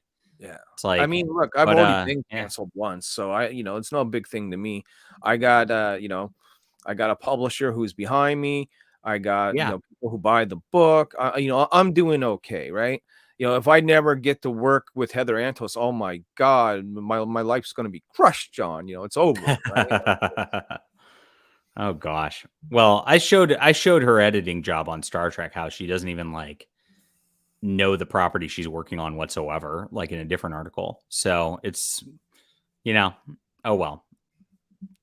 They should hire people. The weird part about this industry is it's like they go out of their way to hire people who don't like or know the properties that they're working on intentionally. Yeah. Like why don't they just hire people who like the properties and understand the properties? It's like universal, It's like, I better subvert expectations. I better subvert this here. Literally trying to subvert what they're doing. I don't understand that mentality whatsoever. Like, how does that make for what the audience is going to want ever? Well, they're trying to dictate what the audience. Well, they're trying to dictate what the audience wants, right? It's like Vince McMahon. They don't know what they want. God damn it! I'll tell them what they want. Yeah, and that's what it is. And the thing is, I would ask Heather, if you think your buyer base, right, and the people that come and buy your comics, why is it then that comics are tanking and manga is soaring? That's going to be the first question I'm going to ask her on said debate. Why do you think that is? Well, there's lots of answers, but primarily the biggest one is really bad storytelling. A lot of the younger people that I talk to that buy manga say they don't want to be preached to. Yeah, easy. Chad, is someone attacking? No, somebody's attacking Larry. Naobi right here is what's going on. That's why Larry's on the show. Heather Antos is going at Larry like live, right? Like her simps like are breaking going at news. him right now. This is like I got Twitter open on the other screen. You know what I mean? I'm waiting. You know, fascist and bigot. Oh no, here's all of her simps. Let's look at this. All right, show me. Oh, this is so good. This is so good. You already replied to this. Fascists and bigots aren't 50% of the readers, and their beliefs couldn't be more antithetical to the ideals of Star Trek. Yeah. Fascists and bigots deserve exactly one thing. So, by the way, this guy basically is implying that anybody who disagrees with him politically should be killed. Yeah. Right? Yeah. I mean, whatever happened to you, compassion for your fellow human beings, right? Wait, isn't that what fascism is? Like, okay, just checking. So so this guy's literally a fascist. Yeah. Okay. And I said here, no, you deserve one thing. You are the fascist by ramming your moral code down the throats of others. Right. No, you're now we get being intolerant of fascists. Yeah. That just says simply war, because if they're not willing to have a conversation, if they're not willing to, if their minds are that dead set, then there is only one sort of recourse. Let's fight it out. Whoever fucking wins, like they're all going at you. This is CG level doofery. Well, no, yes. If that's the case, in 50% of the United States is CG level doofery. You know what I mean? Like, yeah. Oh, I mean, that's what they're saying. I mean, they are that out of touch that's the deal. There's a friend of ours, quick reminder, Cap punched far more commies over the years, but that doesn't follow your ideology, so you're not bringing it up. And Klingons are an allegory for communists, as we've already talked about. That was, if you look at the actual book itself, like, and they're going at Klingons, calling them fascists. No, the Klingons were meant to be communists in the original Star Trek. Well, sure. I mean, that was the time, right? We're talking, the Cold War. We're talking the Soviet Union. So, but everyone she disagrees with is a fascist. There you are. They're on our side. Legit think this person is just baiting people so their comic gets more views and promotion. Do you have a comic for sale right now, Larry? That we can promote? No, not really. I mean, I've always got something for sale, but there's no active campaign or anything like that. I'm just sick and tired of the division, right? I got canceled out of my Comic-Con because I agreed that a man should have due process in court. The far left disagreed. I haven't been to a convention in 5 years. So my problem here is that we have to learn how to coexist, but these people do not want to fucking coexist, right? They don't. No, I mean, you saw that with the Jamal Igle, like I will never work with Dan DiDio again because he went on a show to promote his comic book. Right. I mean, we have to understand that the world is a very complex place, and humans are very complex creatures. We all have different ideas and moral codes and ideology. And to force, one set of thinking upon the entire population is never going to work. And so because it's never going to work, the way that they think it is, eliminate the undesirables from every aspect of life. So it's just us. To do it in a gay little entertainment book just means the book's not going to sell and people are going to lose their jobs because the book's going to get canceled. Right. That's all. Right. But then we'll get the blame somehow anyway. Can someone please post Larry's link, please? What link would you like me to post? I'll throw out the eBay store for now. eBay store? Put it in the back chat. I'll put it in for you. Yeah. That's just where you can go buy some older Naobi. I think the guy wants to follow you. I'll give him your Twitter. Sure. Here's Larry's Twitter. Larry's cool. Water. Yeah. Larry's been a pal for forever. So here's the deal: is he's just been making his comics and scrapping sales for years, and that's it. You're just a scrapping, and I love it. 4 years. And I appreciate how hard he hustles and how hard he works, and it's awesome. So here's his eBay store right here too. Yeah, I sort of do my own thing, but at the same time, I probably lean more right than I do left, right? You know what I'm saying? Mm-hmm. And when I just see bullshit, like this, it just it makes me laugh. Just annoying. Yeah. But I never, that's the thing is I don't even ask you about your politics or care, ironically. It's not like when I was reading X-Men, did I fucking look up what Chris Claremont's fucking politics were or who Mark fucking Silvestri voted for? You know what I mean? I like this guy. Leave your bigotry in the quarters. There's no room for it. You're a bigot now because you said why alienate. I run the bridge. That's what I should say. Yes, that's pretty good. You know what I mean? No, plus delete this. This nerd supports SAG-AFTRA, BLM, and trans rights. There you go. Knuff. This is Cider's thing right here. Knuff. Look, now that I've chimed in on this, there is. No, I heard about it though. I don't know anything about it. But what I will say is now that I chimed in on this Heather Antor stuff, you're going to see a lot more people coming to our side, John. Punch a Nazi or a fascist. Try that with me. Oh, yes, Larry. Nice. Yeah, I love it. You called out the internet tough guy there, right? Yeah. Eduardo. Yeah, I'm sure this guy's out looking for fights for sure. Yeah. Cool. Proud ally. Yes. But like, what they don't get is just by us laughing at them, and this is what you have to do with these losers, right? That's just laugh. When you get like losers in the school and you really want to get rid of them, what do? You fucking mock them until the point where they can't handle the shame anymore, and they got to duck their heads in the sand like a fucking ostrich. Right. You know what I mean? Like, and that's what we got to do with these people. We got to make them feel fucking dumb and stupid because they are fucking. Here's the deal: these people are so dumb. Heather is clearly using my article just to like get herself some like simp attention, and that's it, which is great. I don't mind that she does that. I think it's fantastic. I hope she, like I said, I hope she gets promoted again. I think it'd be great for my content. And so I feel like we have a symbiotic thing going on, and it's good.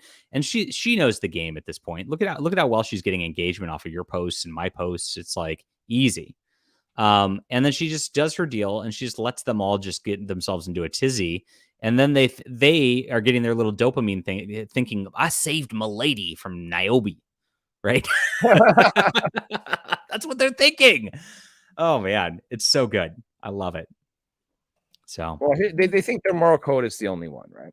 So I'm actually responding to this one guy. Now. He says, you're a fascist if you have a moral code. It's not a very helpful definition of fascism, though obviously this is one of the congenials to fascists. And I'm saying moral codes are subjective. The issue is that you think your personal moral code is the correct one. There is plenty of different views and different takes on life and how we interact socially. Yes. And I'm writing this as we speak. Pretty good. To corner it. No, how do I want to say this? How we interact socially. There is no one definitive. Nice. Correct take.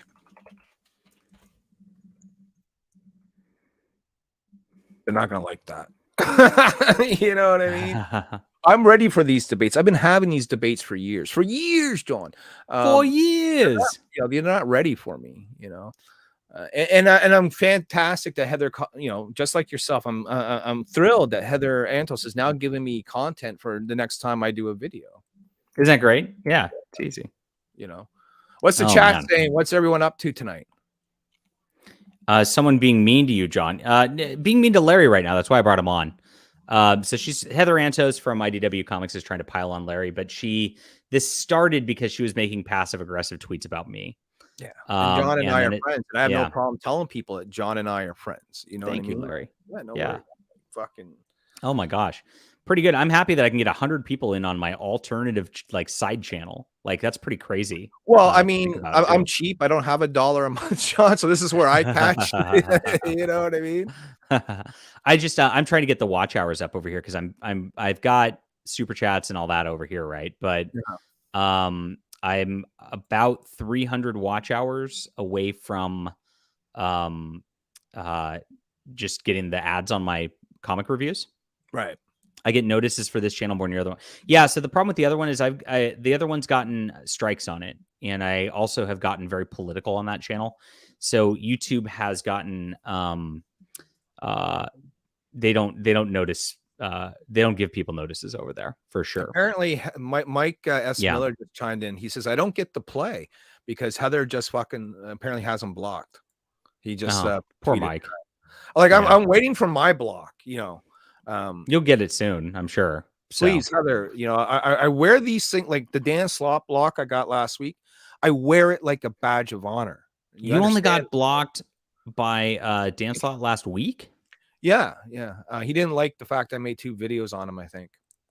Caro, do you want to come on here real quick? I've never actually talked to you, and I'm probably gonna go for a few more minutes here before before I want to see how this this is Heather not mine. Antos develops. Here's the thing: it's not as actually as a pile-on as I thought it was going to be. A few people chime in, but when you look at the overall thread of this, you know, where she quote tweets me only has 5 comments, and most of it's my responses. You know, like cool. Yeah, I like Carol Brown quite a bit. So yeah, she does. She's ridiculous, and look, she's invited a lot of this drama, and then she plays like the victim, like she doesn't actually like it. You know, that's the one thing. Like people always get mad at me, but I'm just like, you know what? I mean, like the drama gets you clicks, and I'm unabashedly doing that. I don't know. I don't lie about it. You know. I mean, Heather Antos is playing the same game as everyone else. She just plays it from a different side. That's all. Correct. And I mean, the sooner that people realize, the sooner that people stop being so naive to these sorts of things. Yes.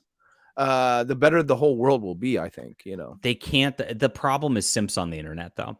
Like, there are so many dudes out there who are just like, "Milady Heather," and they're always going to be that way. And there's always going to be so many of them that like she's going to get away with it. Well, it's the other ridiculous. thing that you got too is you got a bunch of would-be comic book creators who want to come up and work for Marvel or DC or IDW, whoever, and they think by champion Heather Antos that might be a way for them to get noticed and get in. It's not. Sorry, they don't care.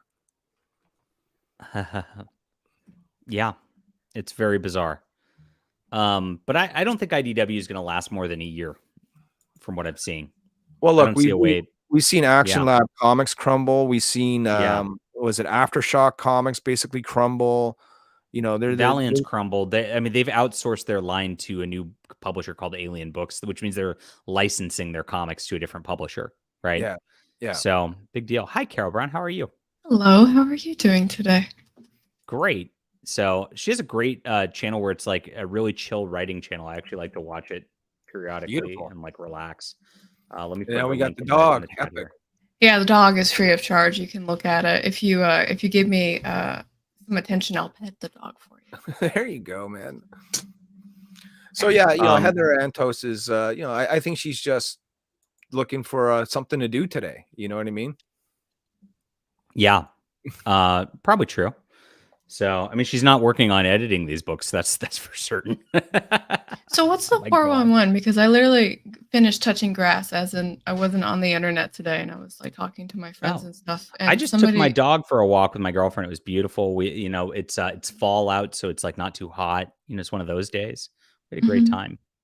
And then we made Spanish tortilla. Have you ever had Spanish tortilla, either of you? No. I'm making this face because I think I probably have, but I don't recall it. It's different than like let's see. Let's see if we can find a food channel. Tortilla. We're a food blog here. That's the whole deal. I'm gonna give you some insider info. Are you ready? Yeah. Inside of Ripperverse, we actually have a Nom Nom channel where we talk about food because we talk about food so often. Yeah, we do. Yeah, I love we doing love this. talking about food.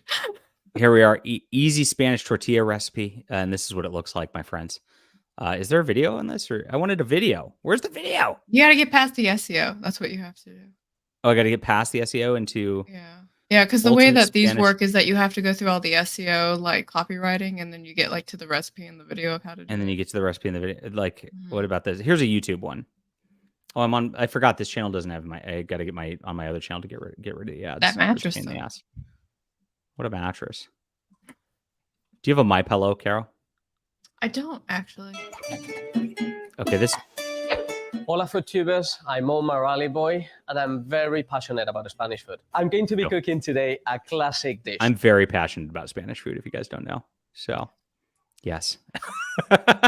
Tortilla de patatas, Spanish omelette. So I know it's only 3 ingredients. It's super simple, but it's about getting those 3 ingredients. It is super simple. So it is literally potatoes, onions, and egg with a shit ton of olive oil. And that's it. Ingredients really right. Over the years, I've been able to cook thousands of Spanish omelettes. This is the one that I found that tastes the best. We need a really hot pan, as hot as you can get it. We're going to start pouring the extra virgin olive oil. Be very generous. This, remember, is an oil you drench it in use again and again. Half a liter of oil, approximately. In a Spanish household where we cook Spanish omelettes day in, day out, this oil, we just drain it and we keep it in a bottle and we reuse it again, probably 5, 6, 7 Great times. question. Are you start making cooking videos now? What? Are you gonna start making cooking videos now? No, but like, I mean, I talk about it all the time. I'm going out to my favorite seafood restaurant tonight too. So I'm gonna get you should do cooking videos and kind of theme them after the people that you go after, like Liam. Like Liam should always just be burnt food. Yeah. What would Heather Antos be as food? She'd probably be like a milkshake. Yeah, that's true. Good point. Yeah, it's gotta be like a green one obvious. with like spinach in it. No, Heather wouldn't eat something healthy. She's definitely not a healthy person. So, who's healthier, Liam or Heather? Definitely Heather. I mean, Liam is like a disaster. Yeah. I've only learned about him through your channel, and like every time, I think what I really love is that when you read his tweets, it's like the most like theatrical thing I've ever read. Well, I like watching Liam. Liam is like, my late night sort of trash entertainment. It's like when Jerry Springer would used to be on like 3 a.m. I go watch some fucking Liam and get a chuckle, and then I know the next day John's going to cover it, so I'm gonna see it all. So amazing! It's so amazing, and the fact that he just throws a fit every single time, like without fail. It's just a great. I don't know what he's doing, but and I hope he, I want a redemption arc like really badly. I would love for him to just like come out, be cool and all that. Were you near the warehouse when the guy was out front or no? No. Oh, well, if you want the insider info, I found out about it. Yeah. Yeah, I found out about it actually. So like, every time you hear Eric talk about the fan bases, about how supportive and amazing they are, right? And so I go to bed at 9 and I wake up at 5, right? And so I woke up at 5 a.m. to a whole bunch of messages from folks saying like, if you need us, we're there. We'll drive down. We'll stand guard. We'll do everything. You're like, what? And I was like, 5 a.m. looking at my phone. I was like, I don't know what the correct answer is. Everything's fine. Thanks for helping, right? And then I had to like call like the warehouse manager. I'd be like, yeah, what's going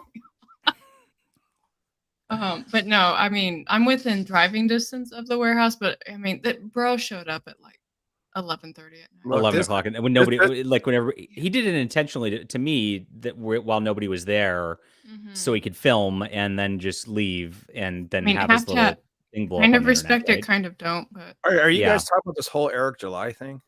Yeah, because I I work there. Oh, okay. You work there. All right, cool. Yeah, so right I'm just sort of hearing about like bits and pieces. So like, I guess like, I don't need you guys to cover the whole thing, because I'm sure you've done it ad nauseum, but someone showed up at the warehouse looking for trouble. Like, what was the deal? No, so like, if I had to give it to you like short and simple, there's like this guy. There's this guy that's been training, and I'm using air quotations. And again, I'm saying this all for entertainment value at this point. Sure. But he's been training to basically hold Eric down so he can shave off his shoulder and arm hair, which I'm like, okay, that's not my fetish, but whatever. Right. But every time he makes these videos, he always points some kind of weapon. And I don't mean like a firearm, I mean like a hatchet or a bat or sure, kind of bludgeoning weapon. And so at one point, he just showed up to the warehouse and started taping like bills that he had written on. Did you guys deposit the money? He didn't even leave it. No. Oh, he didn't even leave the money. Boo. I know. He donated it and then took it back. Oh. If you're gonna give money for super chats, you can't take it back. That's not okay. He needs to go fund me just to get the taxi to drive to the warehouse, man. Yeah, Jabba's gonna leave money on my wall. Thank you. Well, I will accept. Isn't that now like sort of crossing the line? There's one thing of like, bickering back and forth, like say Heather and I are doing on the internet, right? There's a whole other thing if I was like to show up at the IDW offices and taping shit to Heather's door. That's crazy. That's crazy. I talked about it because Heather called security on me at San Diego Comic-Con, right? I heard about that. I'm a comic book journalist. Like, I need to be at San Diego Comic-Con, and she is a topic of interest to my publication, so I'll be at her panel. Like, I'm not there to bother her or anything like that. I'm just there to take notes on the stupid stuff she says and write an article on it, right? So calling security on me is really, really shitty as a fellow industry professional to do at that point. But this is something different. I mean, showing up in the middle of the night at somebody's like place, like just to like mess with them is really creepy. And I mean, that's obvious. Like everybody knows that's obvious. But this guy, so I know who he is, and I can tell you, like, I mean, I mean, I'm sure you guys probably have researched him at this point, or somebody over there has. I know who he is. He's got a long internet history from Gamergate going on. And he comes from Ethan Ralph's kill stream, if you guys are familiar with that. And so he is a spurg on the internet, but he's not going to actually hurt somebody in real life. But I do have this where Ethan Ralph showed up at this guy's house. And so he likes to show up to property. That's amazing. No, Ethan showed up at his property. And Ethan starts wailing on him, and this is a fight. Shut that fucking door. Riley does not. So this has gotten wild in the past. You only found one, bitch. There he is. That's not him. This is Ethan Ralph. So the guy behind the camera on the other side is the guy who showed up at Eric's warehouse. So this guy's a huge internet drama whore from forever. He's eating this up right now. Finally, the punch-drunk planet plows through the door and shoves his fat rolls against Riley's. Technically, this is not a breaking and entering. That's not my fetish either. No, yeah. Oh gosh, it gets disgusting. But yeah, I mean, this is the clip to get if Eric wants to just really dunk on this guy. And it is swiftly followed with, of course, there's Riley. So Riley is the guy in the black, and Ethan Ralph is the guy on the right who just broke in there yelling at him. You broke in. Get out. You broke into my home, you bitch. Broke into my home, you bitch. This is what Riley just said, right? Had walked away here and pressed charges. Here it Riley goes. would be in a lot of trouble right now. Thankfully, the cops we showed this tape all agreed that Ralph threw away his case immediately by doing And here we go. It looks like they're fighting over a burrito. It does, and you their shirts are too short for their like little guns sitting there, and so the guns start to come out very very very Let's quickly. go wrestle in the mud with the dick. There it is. You see it in the corner. There's gun. There's on two gun of them. action. Look underneath the guy's And black shirt. His is and they're about to, they're about to touch. The guns are about to touch. Sorry, Caro, if you just ate. You know what? I did it. The 35-year-old gray-haired alcoholic starts pulling out the 22-year-old home defender's hair like a little girl. You know, I'm gonna be honest. Like when I was in the military, I thought I saw like some sanky shit, but like no. And content to watch. So the girl who's throwing a punch right here. Do you remember the video that went viral a few weeks ago of the girl with the boobs bouncing? That was talking about Star Wars. Yes, I do actually. I was like, good advertisement. That's her. She's about to punch Ralph right now. Yeah.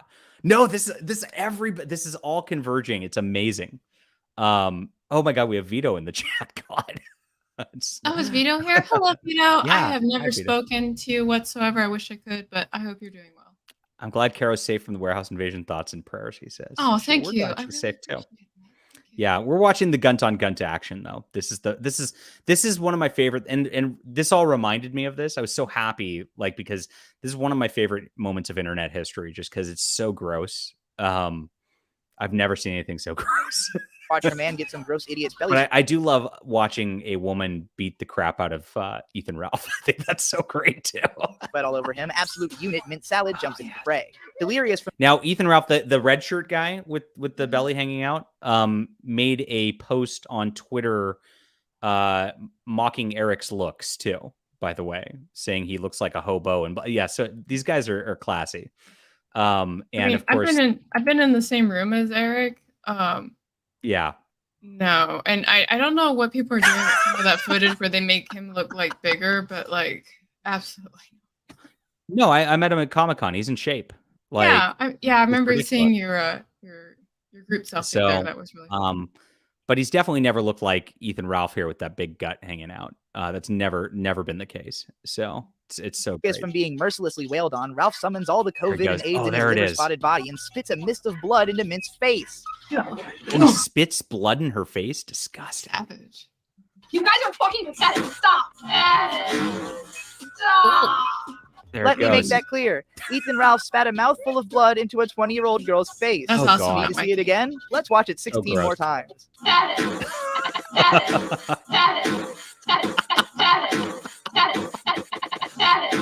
After that, his whore shouts a bunch of boring nonsense and the door is closed. But then the fat shorty realizes he's dropped his phone inside the house. Where's his phone? Give it to him. Where's his phone? Give it to him. Even though Riley has just been assaulted by this person and has every right to simply lock them out until the cops arrive, gives him the phone. He genuinely wants them to have the phone back and begins looking for it. He hands over the phone and relaxes, expecting the dumbest man alive to retreat, but instead, Gunt does what Gunt do and sucker punches Riley with his guard down. Here we go. Boom! This, of course, is immediately followed by an heroic beatdown from Bird, whose shirt Guntino grabs a hold of and rips apart. As Riley, fueled by the burning passion of camaraderie, gives an anime speech about friendship and family, I can be seen finally connecting to the police station to begin my report. I like how the story comes full circle. We're family! We care for each other! No, You're a loser! You have nothing! No, we should You need you to get the fuck out! You ain't shit! There it is. Get the fuck out! As the battered fat ass stumbles off into the night with his siren screeching behind, Riley reminds him once more just how short and stupid and terrible of a person he truly is. So there you go. This is this is the warehouse back lore. There's nothing more stupid than watching fat nerds fight. Like, it's ridiculous. It's so amazing. You know, you want to see some real nerd fights, like Magic the Gathering at the local game shop. Yeah. Like, they get heated. Oh my goodness. My favorite thing at the Magic the Gathering of all time, my other favorite thing on the internet, Magic the Gathering butt crack guy. You remember that? That is some amazing SEO. I can't wait. Here it is. This was my other favorite thing to ever happen on the internet. This guy right here went to Magic the Gatherings. He went to a giant Magic the Gathering tournament and just took photos with his hands folded like this behind everybody's exposed butt crack at the tournament. So here he goes. I like the concerned look on his face. Like, I do this for you. Is this actually Vito coming on here? Is it? I don't want to fight, Vito. Don't fuck with, like, I mean, I'm not going to do this to Caro. Okay. Are you okay with this, Caro? Oh, yeah, sure. Whatever. Okay. I'm happy to All meet right. new people. Hey. Okay. Hello. Be chill. How are you? Be chill. I'm totally. This is I'm my totally other chill. favorite moment on the internet history in all That's of it. my Do you remember cousin. this, Vito? That's me. He looks like you. He does look. Is he like actually me. your cousin? No. Who does he look like? He looks like John He looks Breaks like my Bad News. brother-in-law. That's what he looks like. He does look If like you John put Breaks Bad News. glasses on that guy, he would like this Vito dude. It's amazing. Like, it's amazing how many butt cracks are exposed at a Magic the Gathering Oh my tournament. god, Jesus! Like, Did you look play at that Magic, crack. John? I did, yeah. So Yeah. I played for years, I, all from Ice Age probably up until Ravnica. You know, I played from the beginning, from like I the beta started right beginning. around. Actually, Ravnica was Yeah. like the first when I started playing. So So I had a full set of Power 9 and everything. Oh. And I sold my collection to remodel my kitchen downstairs here. I got, I believe I think, Oh, so you sold it at a good 25 time? Yeah, I got about 25K out of my Magic the Gathering, and then I remodeled that my was good. kitchen, That was and it's good. great. I bought granite. Yeah. When I was in the military, one of my friends sold his Magic cards to pay for the wedding and the honeymoon, and I had to talk to his fiance and be like, I don't think you understand like what a big deal this is. So like I had to kind of explain it to her, and she was like, Oh my goodness, Yeah. you got a kitty cat? Oh, these. What kind of kitty cat is that? She's half Siamese, half tortured. Hey, Scrapes. Full Yeah, petable. Pet the kitty for me. She's a good kid. She drives me nuts. Where are you going? Oh yes. This guy was just amazing. So many bucks. He always looks so Yeah, and then he got banned for like They banned him 2 from years. Magic. Yeah, Not they permanent. banned Did he get a him for doing perma-ban? this. He got a perma ban for Magic the Gathering tournaments. Here's the problem with Magic Yeah. the Gathering. It's a perfect game run by a bunch of SJW assholes who It is. And you're like, man, I really like this game, but have you seen the Planeswalker Nico? Oh, is that the tranny Nico one? Oh, I'm not allowed to say that word. You can say it. I think it's Niko MTG. Let's see. And This you're is like- from Reddit. They just had to add a tranny to the set. I'll say whatever I want. You can say whatever you want. But I oh was yeah, I like- did. That's right. Here it I is. was like, the, you really need. That's Yeah. bad Come SEO on. though. Oh, it's so bad. I was like, look, I'm all about inclusion, but do you really need a lady with a goatee? With a- it looks with a so goatee. it looks so bad. Oh, Hold on, it's I got terrible a looking. better picture for you. The I'll shaved send you head the thing. chat. It's lacking the Tumblr art shape for me. Thankfully, They it was a always terrible do the- card, and nobody played it. But Yeah.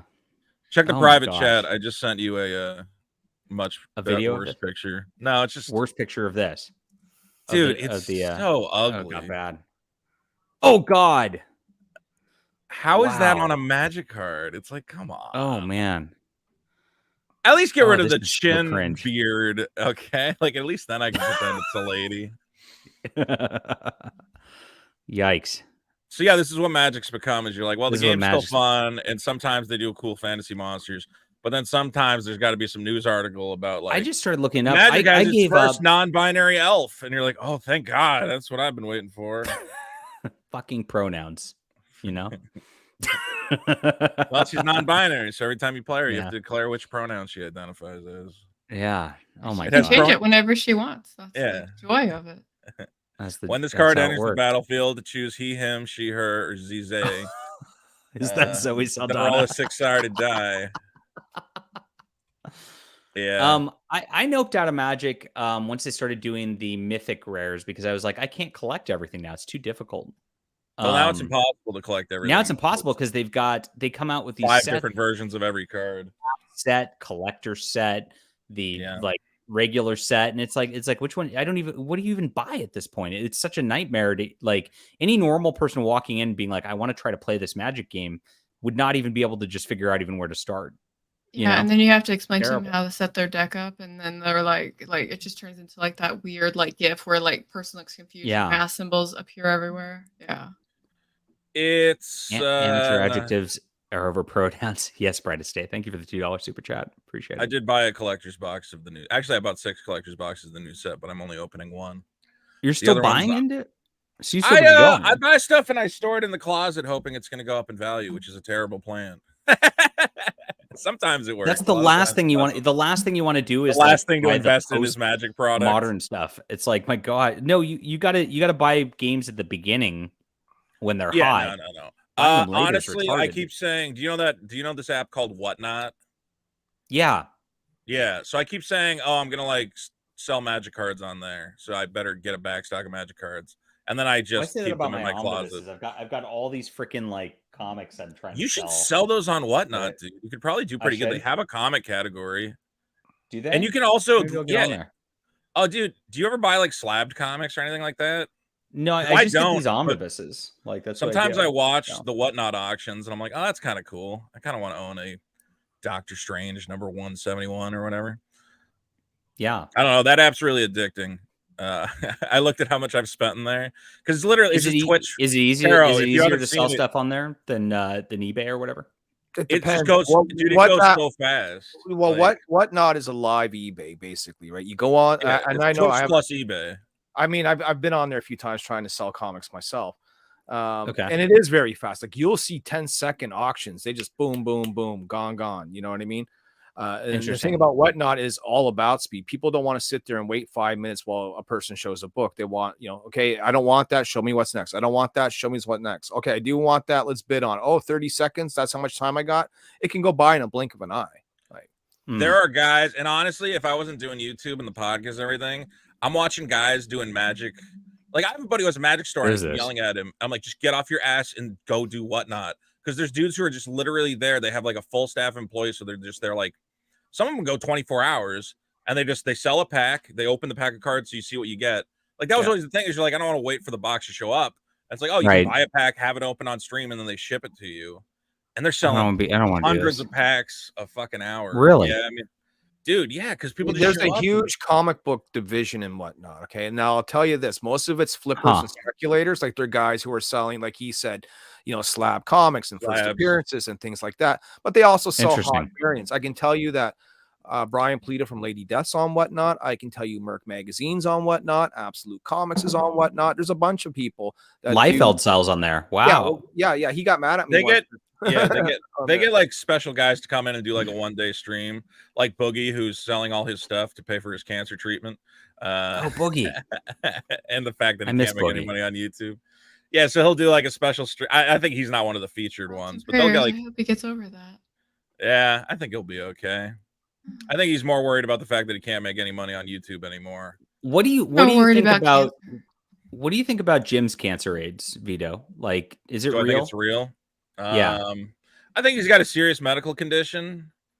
But you know what? Those kind of things happen though, where the doctors, like, I have a aunt who the doctors, she was about to go into hospice. They're like, "You're dead. You're dead in a week." She's like, "Okay," she was like telling her whole family it's all like end of life. It's like 2 years later, and they're like, "It's in remission." And you're like, "What the fuck?" You said she was gonna be dead. She was going into hospice. So I think he's got whatever he's got. It's clearly, I don't think he would make it up. And yeah, that's fair. if he made it up, I mean, that's a crazy long con, man, to like have these like go away streams and shit. Are you still friendly with Ralph? Yeah. Me and Ralph are not. People are always like, "Oh, you're like best friends with Ralph." I'm like, "No, I'm friendly with Ralph. Like, I'll send Ralph a DM here and there. I've only met him in He blocked me once or twice." Well, what'd you do? I started wearing Medicare hats in my videos. Is he really still mad at Medicare? Yeah. I mean, he kind of he had a bad time with that whole Medicare thing. Jim went off on him last year, though, right? Yeah. I mean, hard.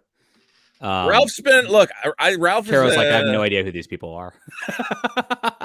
That's not the grass I touch. I'm sorry. If you like, Ethan Ralph is the greatest broadcaster of his generation, but sadly, that generation is one generation too late. If it was the 90s, he'd be our Rush Limbaugh, is what I believe. He'd do pretty well. But he hits the sauce a little too hard, you know. Well, yeah, so. That's his biggest problem is he's got demons, man, and that's why people drive me nuts. Is they're like, how can you support Ralph? And I'm like, well, I don't support his behavior, but like, I see a man suffering, and I'm like, I kind of hope everything works out for that guy. You know? I like the redemption arcs when things started going poorly for him. And it was after the Portugal beatdown purse snatching, if you remember.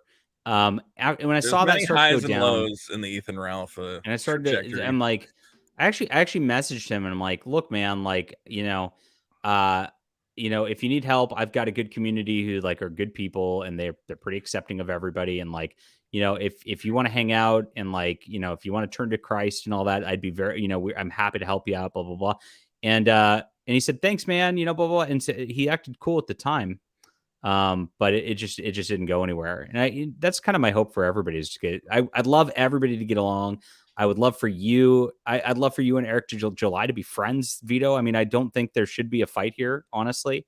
Like, I'd love for everything to stop, because I see this, like the guy going at me this week, Larry, not Naobi Larry, but the other guy. It's like, why are you fighting me? Like, you're a libertarian, I'm a conservative. Like, we should be kind of on the same side against the Heather Antoses of the world, who are, I mean, you saw how this article went today. Like, this guy went there, and just because the dude from DC Comics went on my show. Oh, are they going at Dan DiDio right now? Yeah. Oh, I saw that.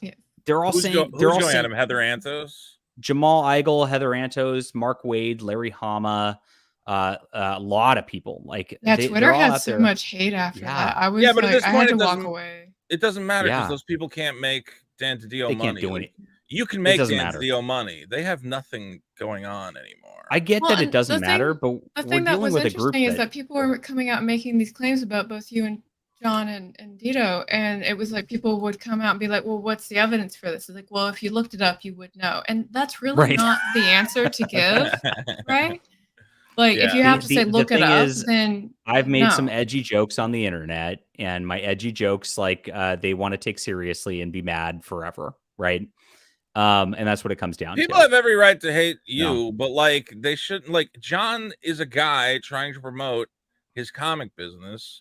And you have how many people watching your stream right now? Like 100. You regularly. And I'm on my alt channel, Vito. Like, yeah, that's the thing. So at the end of the day, like, that's what these people don't realize is like, look, man, it's great that you want to have perfect morals, and that worked in leftist Hollywood for the longest time. It's like, if you want to make money, you gotta have the exact same politics as us, or we're gonna kick you out. And you went, oh well, I don't want to get kicked out because this is where I make money. But they don't have that power anymore because they can't make people money. Everybody's fucking poor. They have no leverage over anyone. There's no reason. I know half these people on this thread that this guy's canceling Dan DiDio and saying, I'll never work with him again. Like, half of them have GoFundMe's to try to pay their rent, right? So I have a buddy who works at DC Comics, and he blocked me on Twitter, and I know he absolutely blocked me on Twitter because I'm friendly with Comicsgate people. And, you know, he believes Comicsgate's the worst thing that ever happened, blah, blah, blah. And I go, look, I get it. I have my own problems with some of the politics of some Comicsgate guys, but at the end of the day, what have you done for me, motherfucker? Like, the Comicsgate guys helped me make money. They've helped me get my book in front of people. They've, you know, let me come on their streams. This guy's been working at DC Comics for 5 years. He never got me a meeting with anybody. He never had me pitch a book. Like, no, because they're all. What do I owe to you? Clout. Why would I? Yeah. I said it in my video today, like they're all like trying to like scramble to maintain their little piece of that small pie that's shrinking, rather than going out and trying to make a new pie. Rather than growing the pie, making a bigger Right? pie. Yes, it's infuriating. Look, man, I'm a lefty or like a centrist or whatever else, and it infuriates me when I watch all my fellow lefty morons being like, well, it's more about this than making money. And I'm like, no, it's about you have to make money. Like, not for them though. For them, it's about the activism, right? So you have a lot of the time. So it's all activism, and they think that provides them their identity. I'm an activist who writes comics. It's not like I'm a comic book writer who is an activist on the side. It's the other way around, right?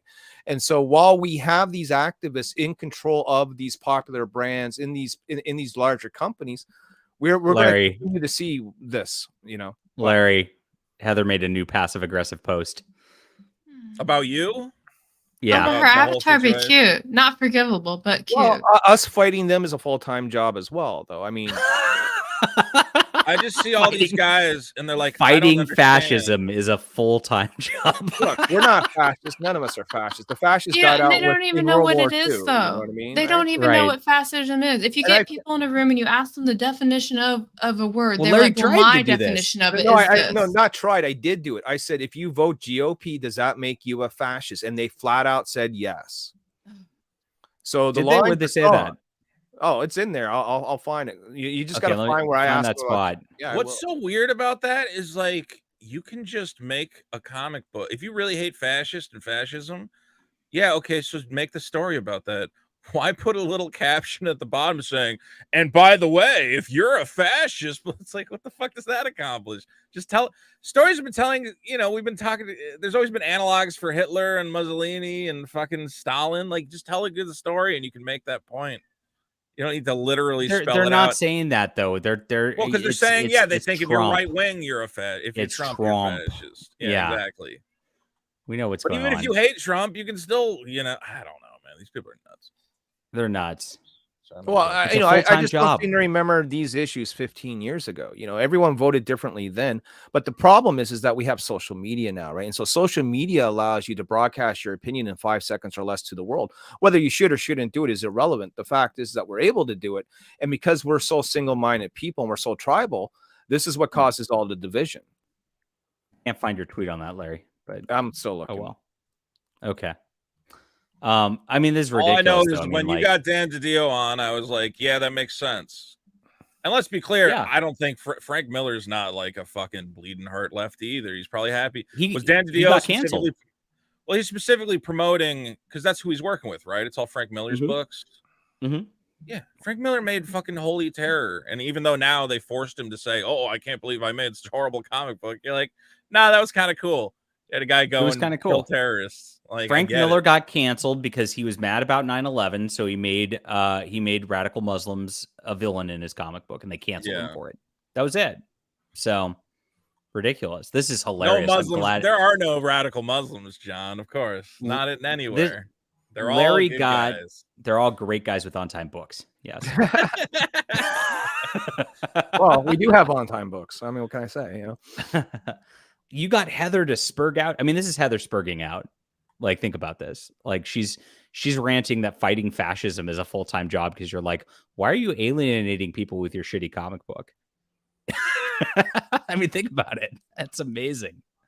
I love it. And again, why don't they, dude? They don't have the power that they used to have. Like, again, if it was like a different time, they could strong arm you and be like, hey, go on that guy's show and you can't work for Marvel or DC. Dan DiDio does not work for Marvel or DC, nor would he want to. Didn't they fire him, basically?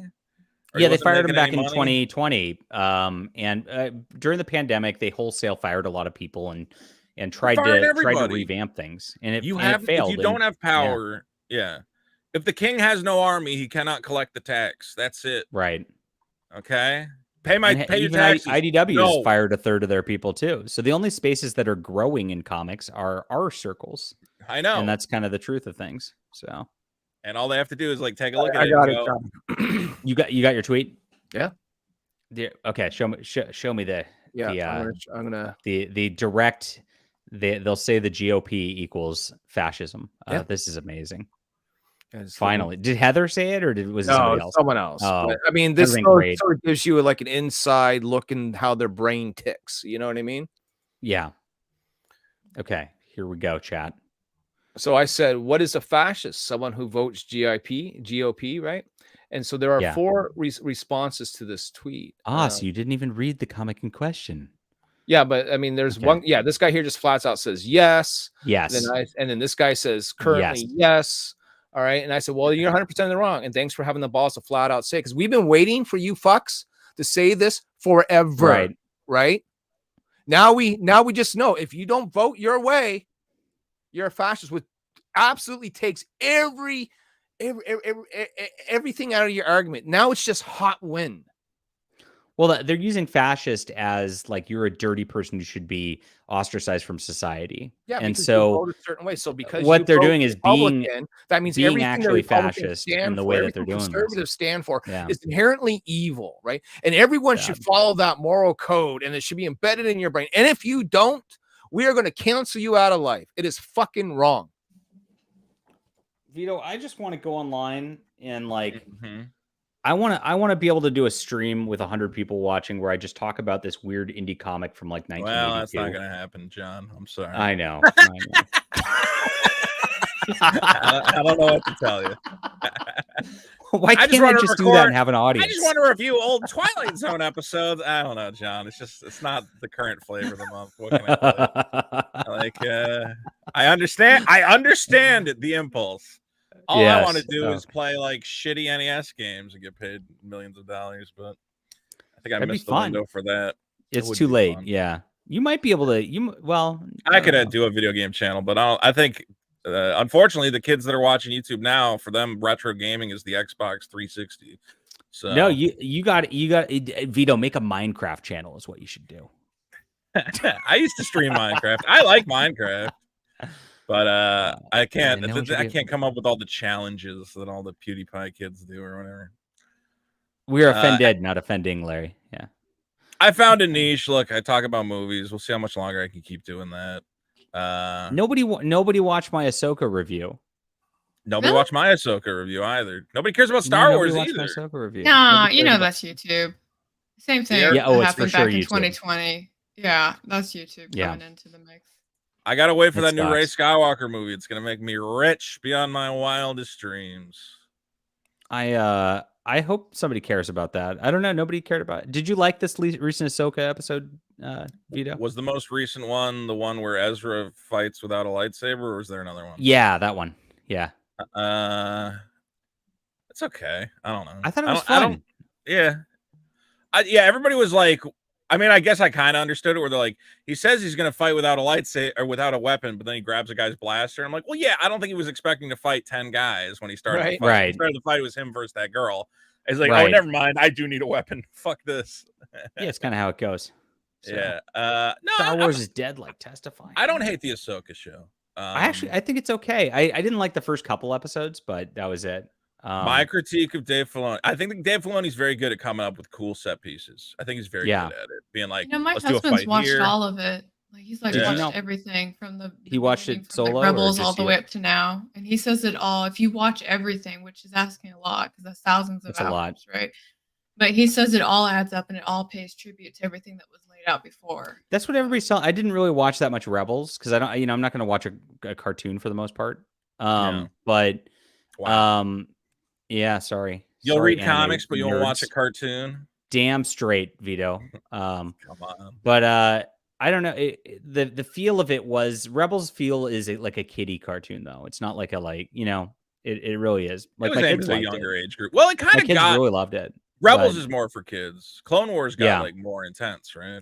As it went on. And so I couldn't do it. I couldn't sit there through it. I watched the first few, but like maybe it does pay off. I don't know. But I liked when Ezra came in, like at least stuff started happening and stopped being whine ants in space, So that's what I thought. My problem with Dave Filoni is I think he's great at visuals and coming up with action set pieces and whatever else. Oh, Smeller's here. We love Smeller. Smeller's here, everybody. I wanted to say the one thing that drives me nuts about Filoni though is that I think his dialogue is like so over the head, like it lacks poetry, where it's just like It's like, we need to get them. Here come the Jedi. My lightsaber will strike you down. And I'm like, can you come up with like a metaphor or something? Yeah. Like some more flowery way of talking. Somebody who can come up with flowery things.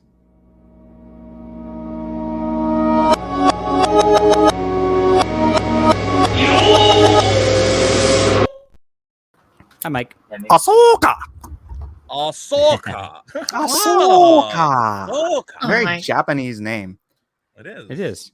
Maybe the problem is they're trying to write everyone to stoic.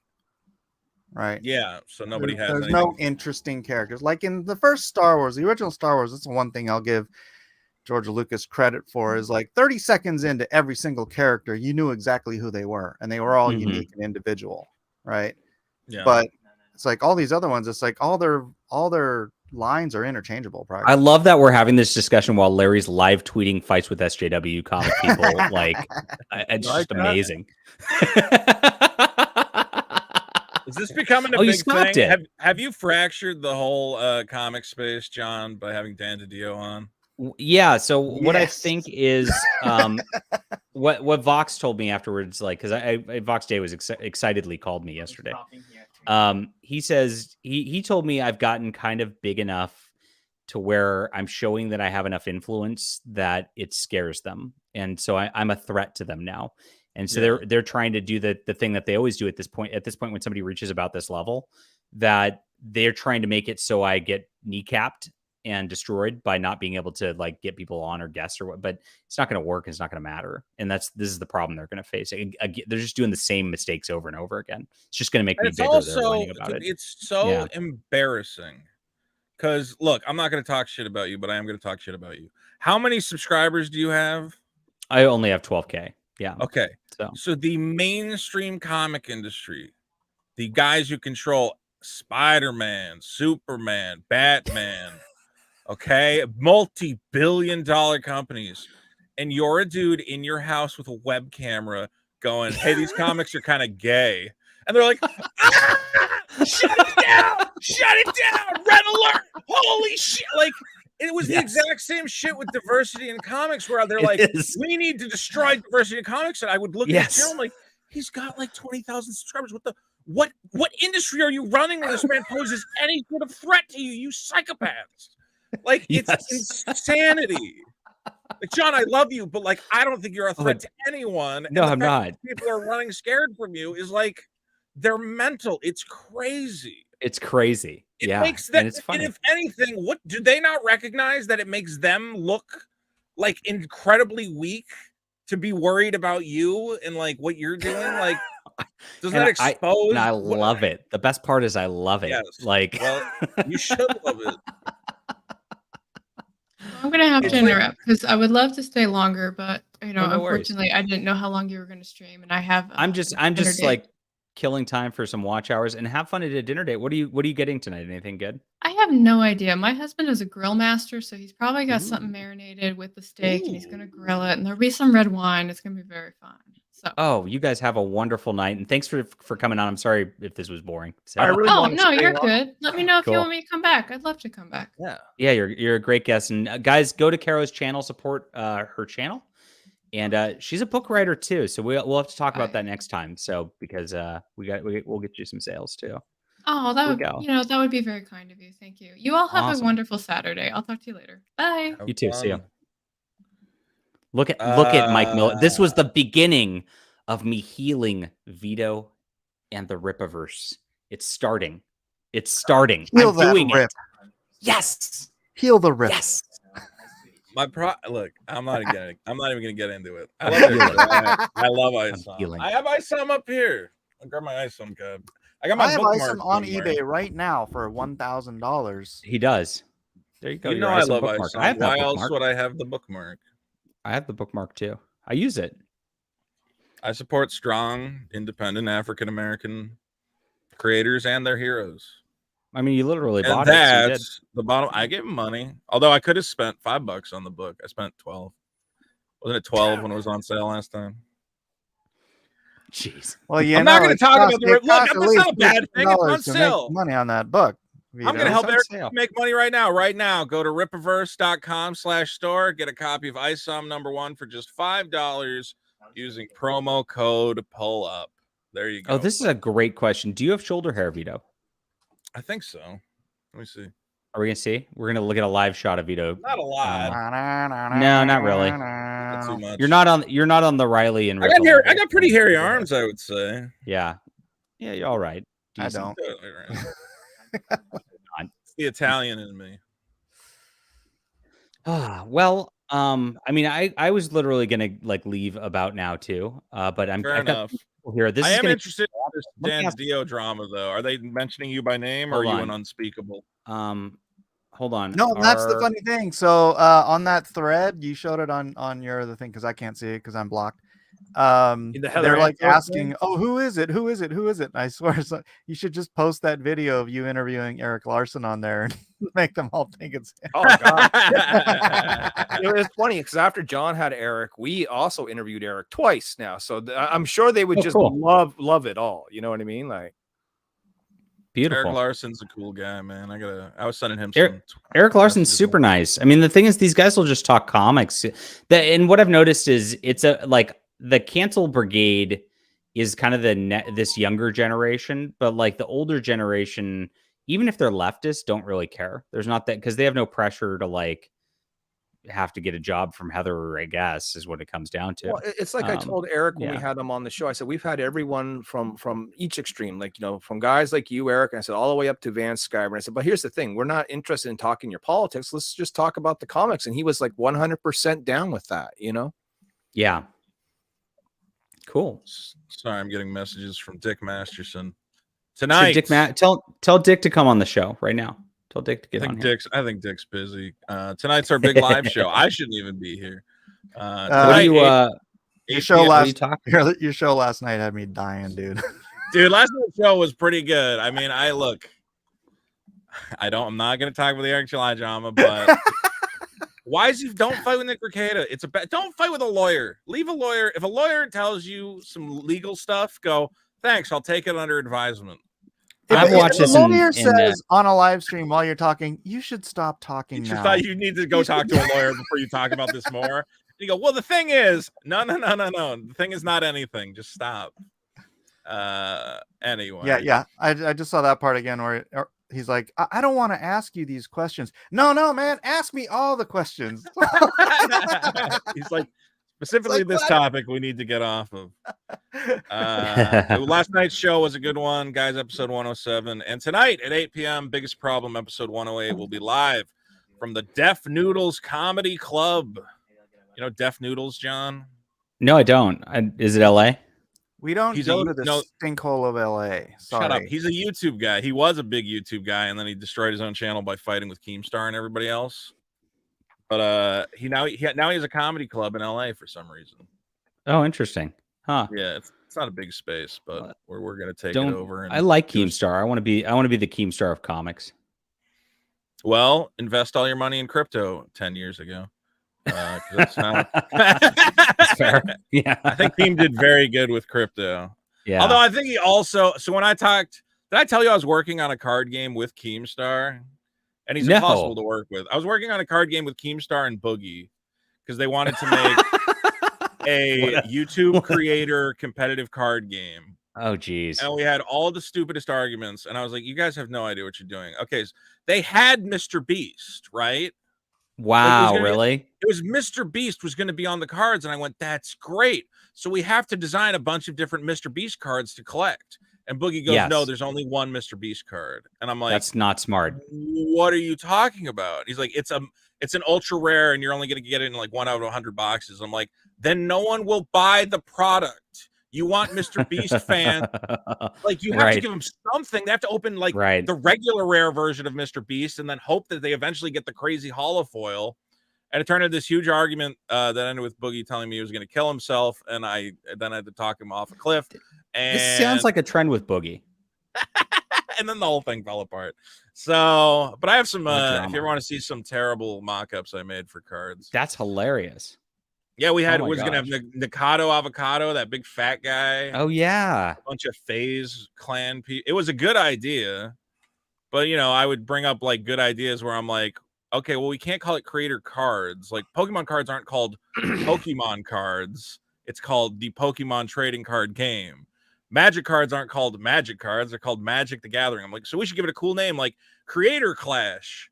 Remember, how Creator Clash became like a boxing thing because it's a good name for a product? I said, why don't we call it Creator Clash or something like that? And Keemstar lost his mind. He's like, it's called Creator Cards. I already made a logo. And then he sent this like very graphic design is my passion logo that he made. And I'm like, oh my fucking God, dude. Like, all right, well, what can you do? I should make a video about that. Frank Hassel seems like he's angry at Ripa now too, from what I've seen. So I think a lot of people are on Riley's side because they're like, bro, you don't DMCA strike a guy for like, I almost understand Eric's thing. Like Eric could have sent him a thing and been like, look, man, it's fine if you want to make fun of me, but don't use the hat from my logo. It's like a little too close to my thing. And I don't want people getting confused. Like, because I even told Riley, I'm like, yeah, don't use the actual like hat. Like, you got to change it up a little more. But he didn't do that. He skipped right ahead. He DMCA striked him. It possibly got his Twitter account banned. And it's also like, the guy's like having some lighthearted fun at your expense, but now you're getting his, losing your Twitter account is like losing a lot of your money, losing whatever else. I don't know. Right. Imagine not being able to take any level of criticism and being that big on YouTube. Dude, you just gotta, that. All we've said from the beginning, when Dick reviewed ISOM, our honest belief was like, yeah, Eric's not going to talk about this. We'll just review his comic and we'll move on. And then it like snowballed because Eric July has proven he's unable to not like guys with like 2 Twitter followers will be like, yeah, I agree with Dick and Vito. I didn't like that comic. And he'll like show up to confront them. And I'm like, don't even talk to that guy. It's not important. And it's the same thing with this. John, if I come to your place of business and I troll it and I tape money to your door, what is the best course of action? Is it to reward me by making a video for all of your 500,000 followers telling them what I did, which me as a troll clearly wants the stupid thing I did to be there's 2 ways to deal with this. And I thought the tack would be for Eric to make fun of the guy and monetize it. And then you win. Then you win because you got to because whatever, everything's content, right? Yeah. And that's great. The other, if you're actually scared about something that there's an actual threat or whatever, you just say nothing about it. And that's the only way to deal with it. And then you keep quietly. If you actually think this guy's a threat, contact the cops, quietly collect documents. If he shows back up, and then you don't know anything. Right. So you got those 2 tacks, but the third tack, which is what happened, is venturing into lolcow territory. And I don't want Eric to do that. I'm on Eric's side here than that. I want Eric to succeed and win. So it's like I don't want him to do that, but what he going on Ricada and doing what he did was not advisable. Not a good thing. He doesn't know how to deal with trolls. This is but this is classic like when a small YouTube channel like EFAPs or comments on a larger YouTube channel hoping to get their attention so that they'll bring all their clicks down to their channel. It's like it worked perfectly for him. It worked. That was his intention. Riley's a star now. So Riley's a dude. star Riley now. went viral. When Riley did that thing, I taped money to Eric's store. We all went, well, that's stupid as hell, Riley. You're an idiot. Yep. And then based on Eric's reaction, we went, oh, never mind. You're a secret genius. Because apparently, like, we did not fathom that would be enough to get like multiple videos, an entire Nick Ricada live stream, and Eric July burning bridges, and we're like content for weeks. Yes. It's and here's the problem that Eric needs to recognize is like now everybody wants to poke the bear. Like if you want that's the problem. That's the real problem. If you get angry at the internet, everybody just kind of goes and is ready to go at it. I can make this. That's what Elon Musk does, dude. This is Elon Musk's problem. Is he's like, I'm on top of the world. I have the best car company in the world. Awesome. Well, okay, but he's on top of the world. Got the biggest car company, his stock prices through the roof, whatever. And then like one stupid little activist on Twitter will go, you should let your employees unionize. And he goes, what do you mean? I'm the great job creator. I'm the greatest guy. And you're like, dude, just ignore it. It doesn't matter. Like all these little guys nipping at your heels. You'll never you'll never get to space. My rockets are the best. Sometimes rockets crash. Like, not every rocket is perfect. And like Elon, just, these people don't matter. Like, just move on. And yeah, now I should mention we're on my alternative channel here, and a lot of people might not be on here. So please hit the like and subscribe button since hit you're like, here. hit subscribe. I appreciate it. See, Pretty you have good. to, don't forget those community posts when you stream here, dude. I know. Oh yeah, once I did my community post on my other channel, they all hopped over here. Yeah, That's a good smart. point. Yeah. Yeah. So I was 300 Vito, why watch don't you do a hours. community post and let people know you're here. I think it's a little late. I'm about to. I gotta go. I mean, I don't want to do that at this point. Also, but I've got 300. I have 300 watch hours to go before enabling ads monetizing this at channel? the start of this stream. Okay. I've got super chats, but they've got a new they're tiering it now. So you've got at 3,000 watch hours you can get super chats, which I have, and then at 4,000 you can get ads on the videos. So I'm literally just streaming here. How many watch hours does Russell Brand need to get his monetization back? Oof. Yeah. Well, as you've said, Mike, I mean, maybe he can just stealth a few more girls, and that was so funny last night. I was dying. Well, my lady wants me to hang out. All and get right. off the internet now. So Well, don't Vito, forget, thank you for coming get on. Superkiller Mike, at thanks for coming on. superkiller.org. Get Superkiller at You're gonna love it. superkiller.org and Lone Star Comic at lonestarcomic.com. And guys, enjoy this image as we end. Do it for Renfamous. Do it for Renfamous.